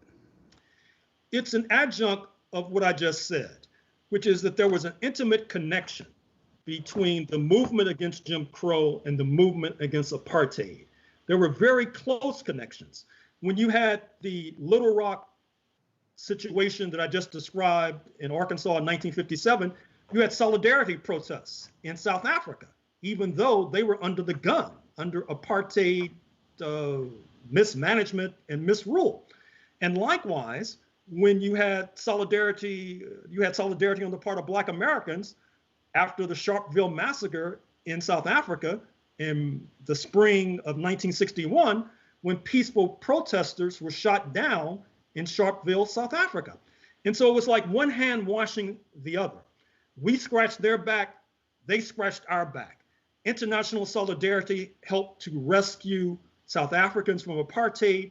International solidarity helped to rescue Black Americans from Jim Crow. And what you also touch on and deal with in your book, The Rise and Fall of the Associated Negro Press, that it was Hitler who was studying Jim Crow. That's right. And applying what America was doing to Black people to Jews in Germany.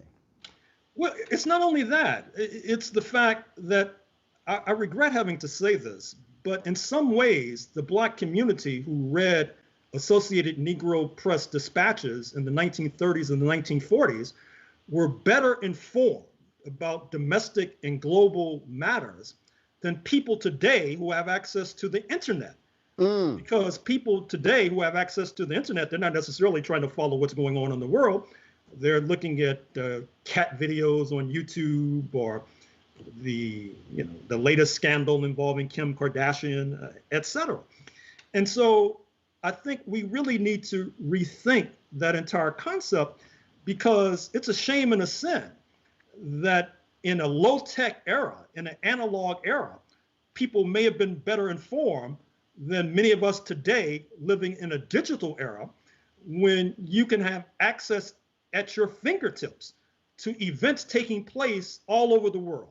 And I should also say, to complicate it even further, at a moment when billionaires like Jeff Bezos and Elon Musk are sending rockets into outer space with the idea, although they don't necessarily admit it, of escaping this trash planet and reestablishing themselves in another planet and leaving us here to fry, as you saw in Death Valley, California, where there was 130-degree temperature as of a few days ago, the highest temperature ever recorded on planet Earth, which is just a harbinger, I'm afraid to say, of things to come. Mm-hmm. Folks, again, he's got a ton of books. But I want you to get these 5. If y'all need to, people always ask me about book club. If you just type in hashtag Roland's Book Club on Facebook, Twitter, Instagram, you'll see the books that I mentioned. First up, I want to mention is The Counterrevolution of 1776, Slave Resistance and the Origins of the United States of America. Trust me, if y'all heard all that Tea Party stuff in Boston, no. You really want to read this to get a real understanding. The second, Keenan, you should be showing these books. The second one is White Supremacy Confronted: U.S. Imperialism and Anti-Communism versus the Liberation of Southern Africa from Rhodes to Mandela. The next book is The Rise and Fall of the Associated Negro Press: Claude Barnett's Pan-African News and the Jim Crow Paradox. And then there's also let's see, did I skip one? Let's see here. Dawning of the Apocalypse. The Dawning of the Apocalypse, the roots of slavery, white supremacy, settler colonialism, and capitalism in the long 16th century. And we did not get to it, so we got to have you back to talk about jazz injustice, racism, and the political economy of the music, because trust me, not much has changed what you lay out there and then what's happening today when it comes to the music business. Dr. Gerald Horne, it was a pleasure. I certainly appreciate it. I hope folks got a whole lot of knowledge from this. And this is also why, I mean, the reality is this is the 21st century version of what Claude Barnett is trying to do, and Robert Abbott and others, us not waiting for somebody else to give us information. We've been able to put it out to the public for ourselves, for our audience to be able to consume it. Thank you very much, sir. I appreciate it. All right, thanks a bunch, folks. All right, folks, back to our Roland Martin Unfiltered video in just 1 minute. As our community comes together to support the fight against racial injustice, I want to take a second to talk about one thing we can do to ensure our voices are heard. Not tomorrow, but now. Have your voices heard in terms of what kind of future we want by taking the 2020 census today at 2020census.gov? Now, folks, let me help you out. The census is a count of everyone living in the country. It happens once every 10 years. It is mandated by the U.S. Constitution. The thing that's important is that the census informs funding, billions of dollars, how they are spent in our communities every single year. I grew up in Clinton Park in Houston, Texas, and we wanted new parks and roads and a senior citizen center. Well, the census helps inform all of that and where funding goes. It also determines how many seats your state will get in the U.S. House of Representatives.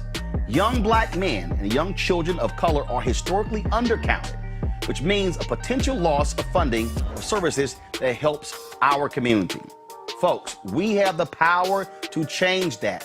We have the power to help determine where hundreds of billions in federal funding go each year for the next 10 years. Funding that can impact our community, our neighborhoods, and our families and friends.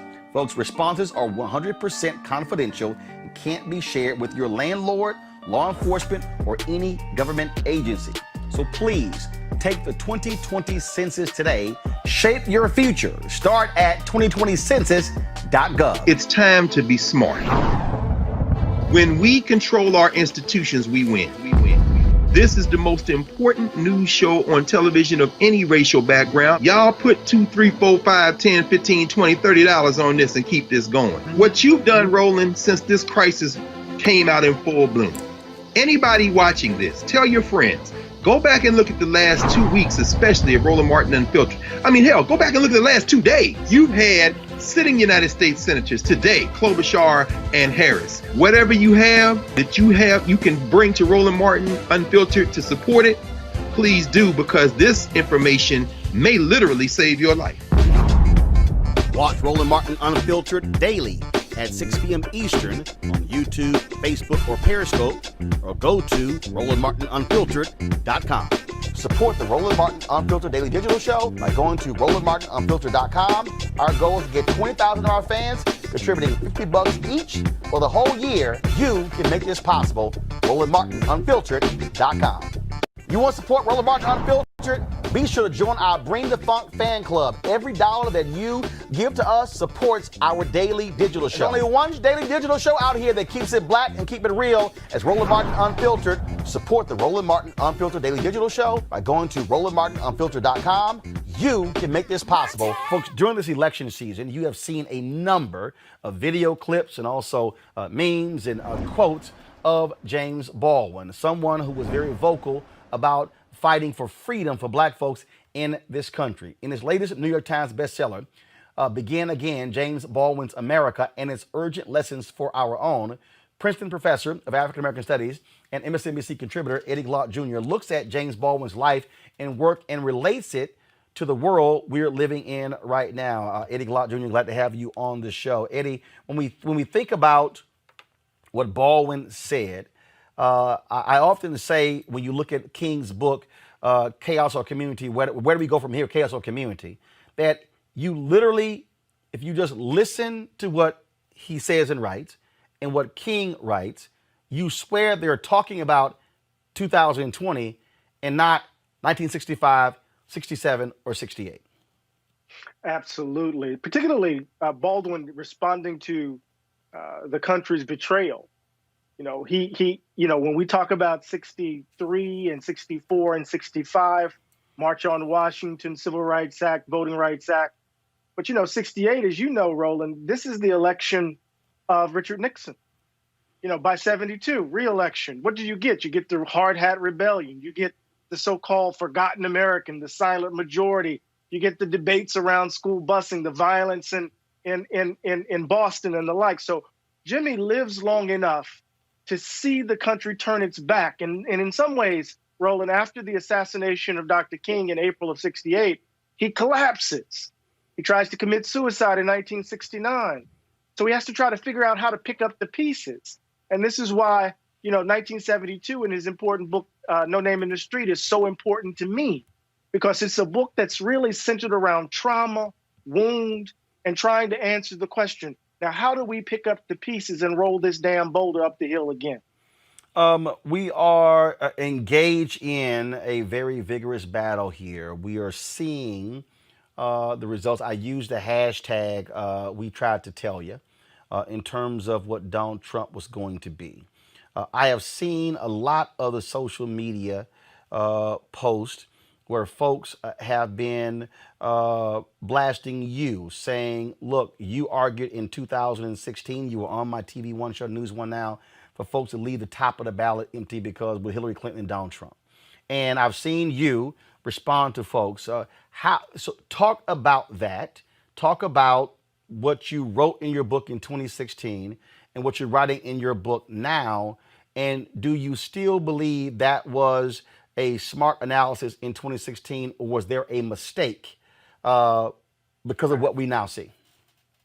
Right. So what I wrote in 2016 in Democracy in Black was, look, the Democratic Party every 2-4 years, they come to us. They don't really present a detailed platform, at least in my view, and they kind of take us for granted, and they try to herd us to the polls like cattle chewing cud. And I was saying I thought we had an opportunity. I thought we had a window coming out of the Obama administration and the Republican Party nominating someone who was obviously not qualified. I thought we had a window to push the party left. So I said, look, if the Democratic Party doesn't come correctly, we should blank out, leave the presidential ballot blank and vote down ballot. Once they nominated Donald Trump and I began to see what they were doing, I co-authored a piece with the political theorist or political scientist Fred Harris out of Columbia in Time magazine saying, look, if you're in a battleground state, vote for Hillary Clinton. But if you're not, you can vote your conscience. And this is what this might look like come the convention time. Now, look, I did a couple of things wrong there. I overestimated white folks. That's the first thing.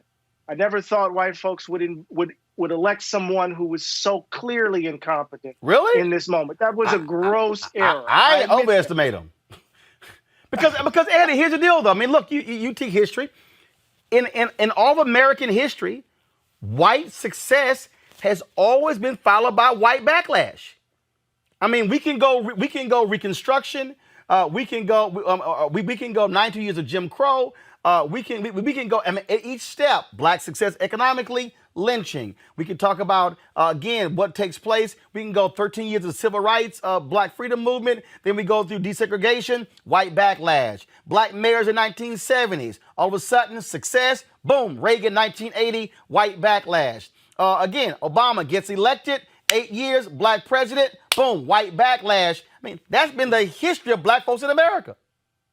Right. So I mean, I understood that, right? I understood that very clearly. What I was thinking, though, is that here's the Republican Party nominating someone. So I think the backlash was already, well, I don't like to use the language backlash. White supremacy was already rearing its head aggressively before they nominated Donald Trump. We got the vitriol of the Tea Party. We got voter ID laws and voter suppression running rampant throughout the country. We know this, right? But when they nominated someone, a reality television show, a TV actor, when they nominated someone so grossly unqualified, someone who was clearly unprepared, and in some ways, Roland, not in some ways, was too stupid to be the president of the United States, I thought we had an opening. So in Begin Again, what I do is I write I basically said I made a mistake. I made an egregious error. I should have known better. I should have known better on a number of different levels. But the main thing is Baldwin confronted something similar that I was confronting when Clinton was running in 2016. Baldwin, remember, most people think of Jimmy Carter as this extraordinary president for Black folk. But in the 1979 campaign and 1980 election, Black folk were lukewarm about Carter. He had basically turned his back on us. Some Black leaders actually said he had become he had betrayed Black people with his policies of austerity that impacted Black communities, particularly in cities. And so what you saw was a depressed voter turnout. And in some ways, the fact that Black folk didn't turn out led to Ronald Reagan being elected. But Baldwin writes a piece where he says, sometimes you don't have anybody to vote for. Sometimes you're only voting to buy yourself some time. And in Begin Again, I said I should have known, given that I'm a lifelong reader of Baldwin, I should have known that lesson. And I made a mistake, and I admit it. One of my panel, I want y'all to get ready to ask questions of Eddie Glaude. Eddie, and folks, again, put the book up again. We're talking about Eddie Glaude's a new book, New York Times bestseller, book that brings James Baldwin in real life. Begin Again, James Baldwin's America and its urgent lessons for our own. One of the things that jumps out at me, and this is when I listen to people talk about this country, and people say, look, it is what it is, it's never going to change. Right. I remember reading interviewing Harry Belafonte, and one of the things he said to me was, he said, this is the reason I have stayed. He said, because essentially I am going to fight to make America be the country it says it's supposed to be. Baldwin confronted that very question.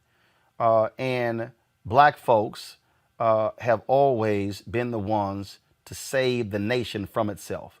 Black folks have been the ones to actually show America what democracy looks like, show America what compassion looks like, show America what forgiveness looks like. And so what do you say, though, reflecting through the prism of Baldwin, to young voters who say, I don't believe that my vote can make a difference, and so I'm going to march for change and fight for change, but I'm going to check out of the voting process, even though the marching I'm voting for is to get the politicians to change policy, but I'm going to check out of the very system that can elect folk who agree with me. It's like those two things are at war with each other. Right. I think this is the important point. I think oftentimes when we hear that sort of argument, there is a judgment, and it's a substantive and reasoned judgment, I think, at times, that the political system is bankrupt, that it's not really delivering anything for Black and poor people, that we have politicians who we elect, who then turn around and become captured by the political process, that we are a captured electorate. I can go on and on and on. What we need to understand is that the vote is one of the most important tools in our political arsenal. It is not the only tool, though. So every 2-4 years, there are elections at the national level.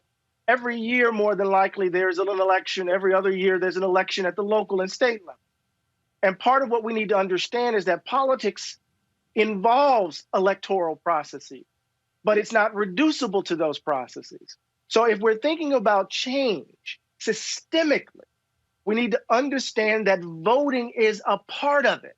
But when we overburden voting, and what I mean by that is that when we think about wholesale change being reducible to the vote, then we set ourselves up for disappointment. Voting in a democracy, Roland, in my view, is actually the last thing we do.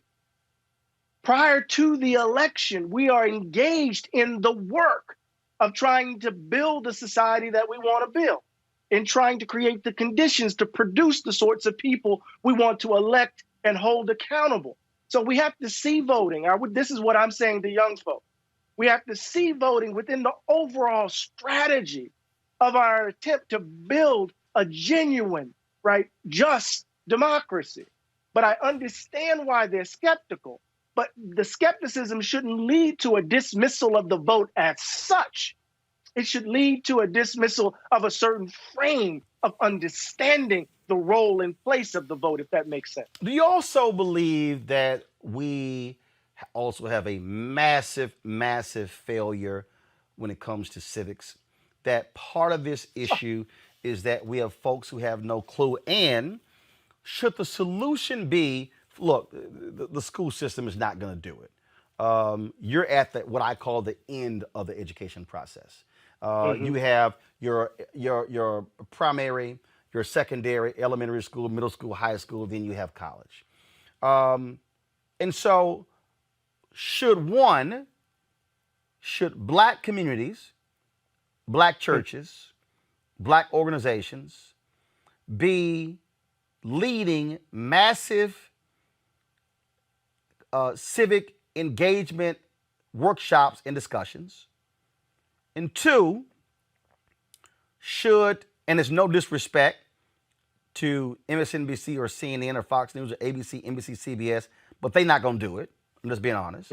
Shouldn't we also be challenging and calling out black targeted and black owned media, saying, are y'all going to keep spending all of this damn time on sitcoms, reality shows, award shows, and entertainment and gossip and sports, and dedicate something to civics, to public affairs, so our folks are not only becoming aware of issues around an election? Your thoughts on that?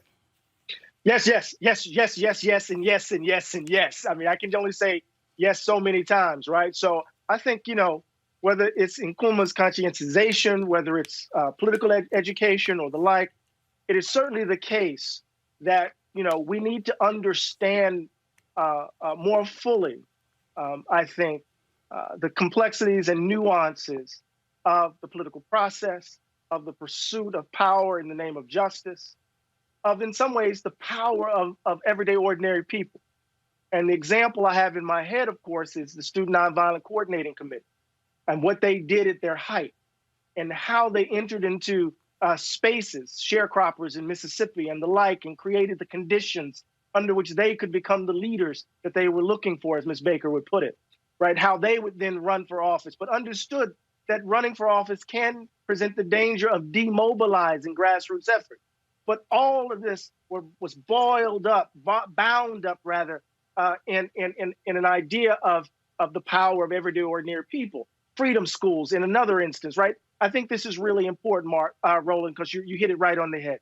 The second point, I think, is really important in the sense that what we've witnessed is, in some ways, the contraction of public deliberative space. Black-owned media, I mean, it can't just be Twitter. It can't just be social media, right? We've reduced the kinds of spaces where there's serious conversations about us, by us. And I think it's really important for us to continue to bring pressure to bear to create spaces for your show and others that are dedicated, not just simply to entertainment and the entertainment industry or sport, but really thinking seriously about the conditions, material and otherwise, of Black communities in a moment where we face extraordinary danger that's not just reducible to Donald Trump. So I think you're absolutely right on both accounts, Roland. I want to go to my panel for questions. I'll first start with Teresa Lundy. One, I can't wait to get your book. I've been excited about this conversation. So as a millennial, I'm always curious about what we can do to further the dialogue and civic engagement, and also imploring that our fellow friends and neighbors are also aware of how important our voice is, but more so important of our history. Yeah, Well, thank you, Sister Teresa, for that. Look, millennials combined with Gen Zers and Gen Xers and Gen Yers, you guys actually outnumber baby boomers in terms of the impact on the body politic. I think it's well past time for this cohort to begin to influence and impact the direction of the country. I think there's a general consensus among your generation and younger that the country is broken.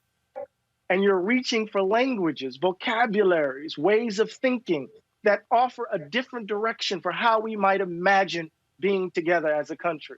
Jimmy insisted that we work for a new Jerusalem. And I think it is well past time for millennials to assert their power in the public domain. And that's going to happen, not just simply in terms of election cycle, but it's happening in the streets, it's happening in the suites, it's happening in terms of your consumer power across the board. And so you got to start exercising and exerting your influence and power at this moment, right now, in this moment, right here. Next question, Cleo Monago. Greetings, brothers. Good to meet you. Greetings, brother. I have an analysis that I would like to get your perspective on, but I want to also just preface it with the fact that the myth of white supremacy on a systemic basis is perpetually moving the pole and working towards staying in power and doesn't have just one strategy. They have many, many strategies.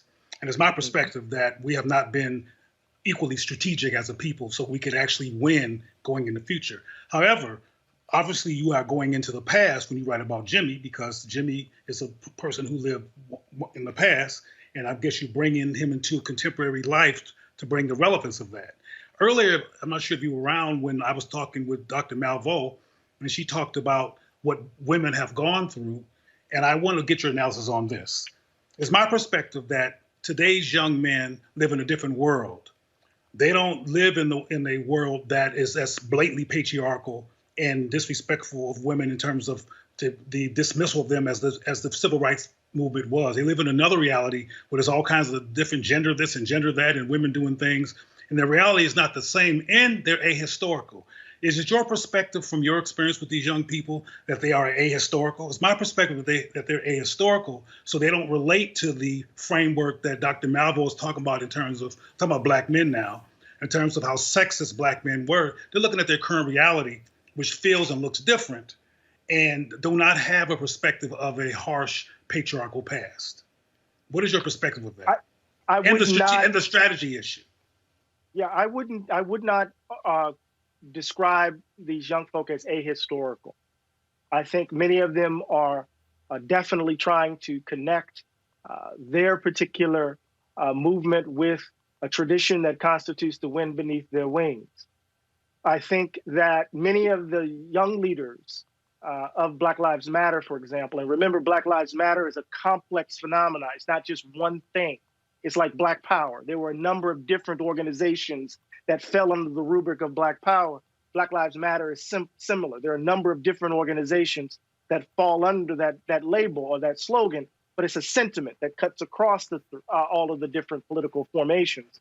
But I think a lot of these young folk, especially young leaders, those who are part of this movement, understand that there has been a kind of patriarchal bias that have defined the model of Black leadership, that there's been a kind of hypermasculinity that has undermined the pursuit of justice, that these gender norms kind of constrain and lock us in. So even as they're inheriting the grandness of the tradition, they're bringing critique to bear, right? So when you read, this is not your grandma, this is not your mother's movement, sometimes that reveals a kind of ignorance, but other times it also reveals a kind of criticism, a way of distancing from a certain model of leadership that I think is really important. So, in Begin Again, I start chapter 1 with Jimmy in a meeting, with Baldwin in a meeting with SNCC students at Howard. And they were chopping it up until the sun came up.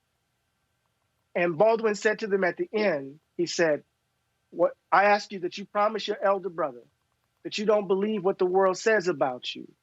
And I promise you that I will never betray you."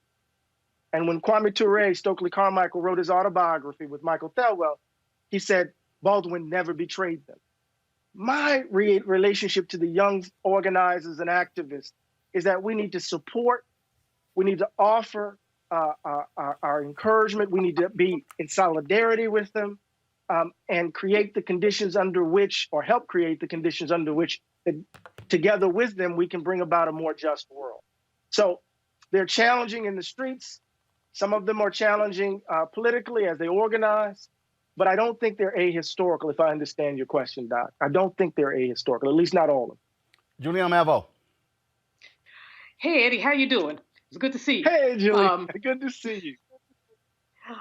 I'm a big Baldwin fan. Love him, love him, love him. So I'm looking forward to seeing your book. And when you talk about him chopping it up all night, I don't have time to share the story about how I met him in a bar in New York.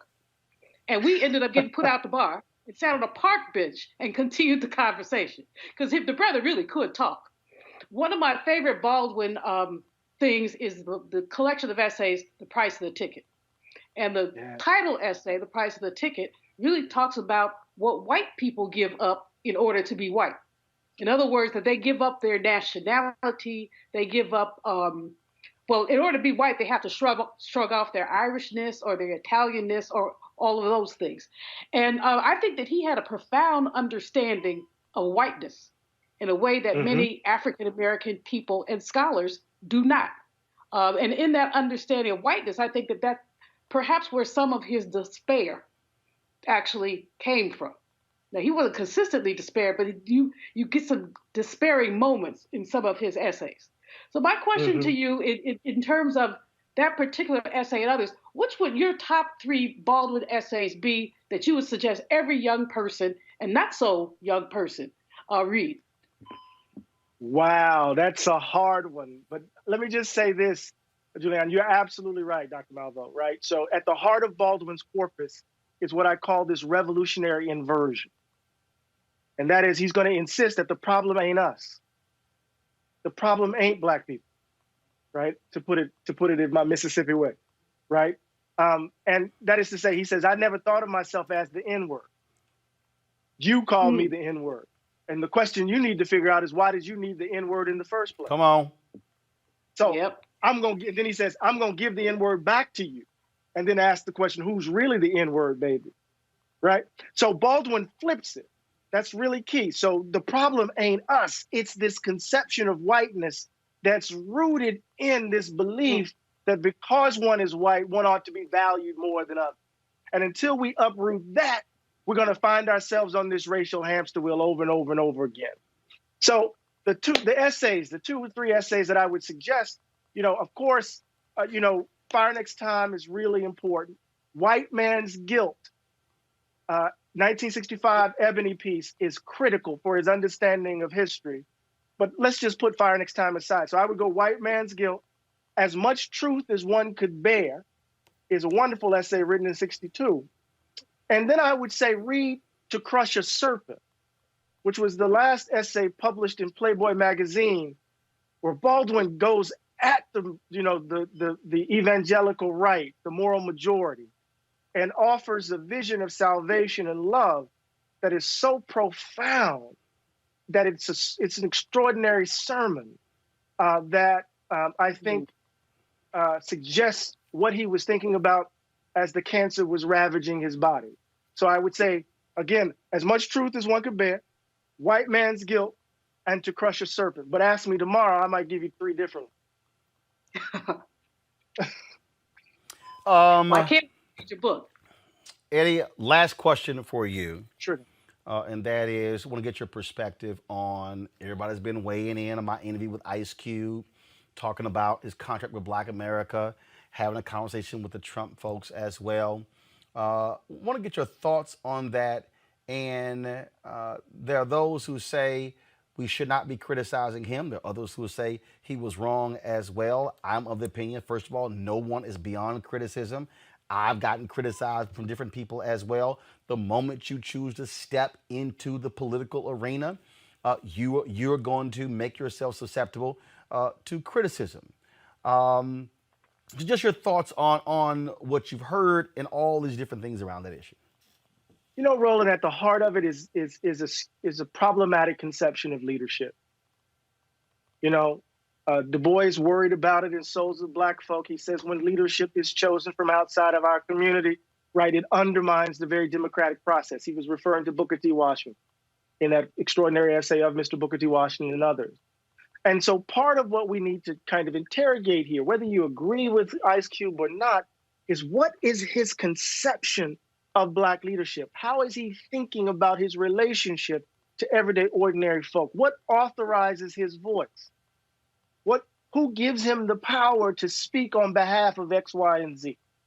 And so I think it's really important as we kind of step into this next phase of Black politics, of Black life in this country, that we really give voice to, and Roland, this echoes something we talked about earlier in this segment, we really give voice to a more robust conception of Black deliberative space, where we are actually engaged in vibrant debate about what is best for, Black communities across the country, understanding that folks are going to come at it from different directions. So what bothers me is the hubris evident in the action, right? As if Black folk are just some homogeneous blob that anybody can just step forward and represent.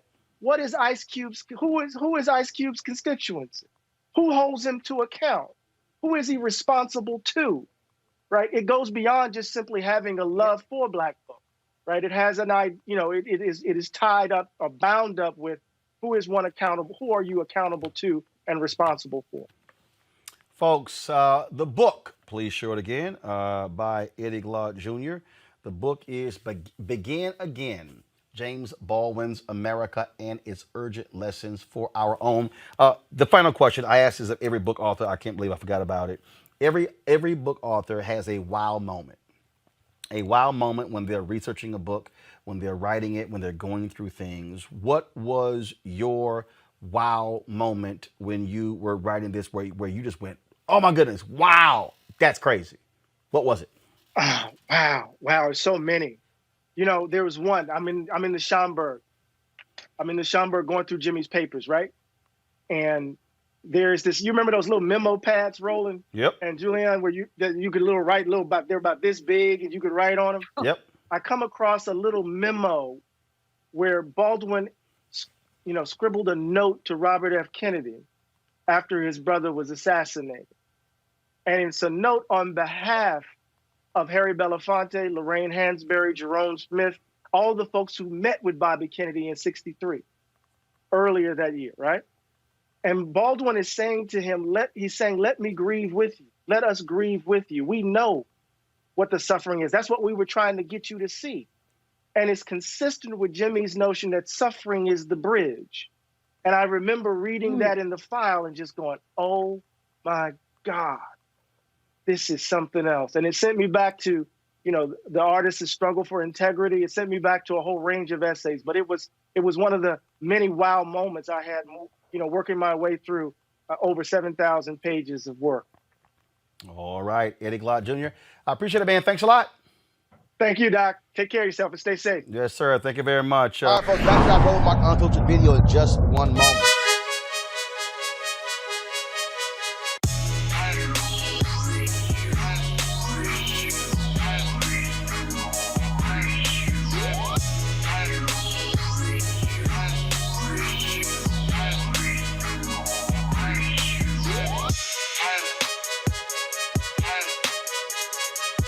All right, the folks at Seek.com, Black-owned company founded by Mary Spio. They, of course, a virtual reality company. You can check out their content at Seek.com, CEEK.com. You can do so, of course, with these VR headsets. You can look at it, of course, on your regular device or your pad or your computer.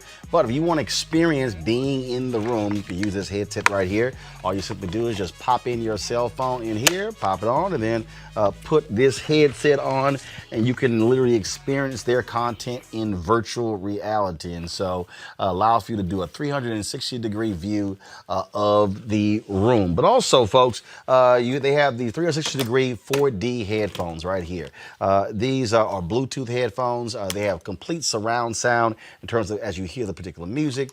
Gamers love them as well when they're playing their games. And so it's just phenomenal bass in these headphones as well. You can get one or both devices at Seek.com using this promo code RMVR VIP 2020, RMVIP 2020. So we certainly thank the folks at Seek.com for being a partner with us here at Roland Martin Unfiltered. All right.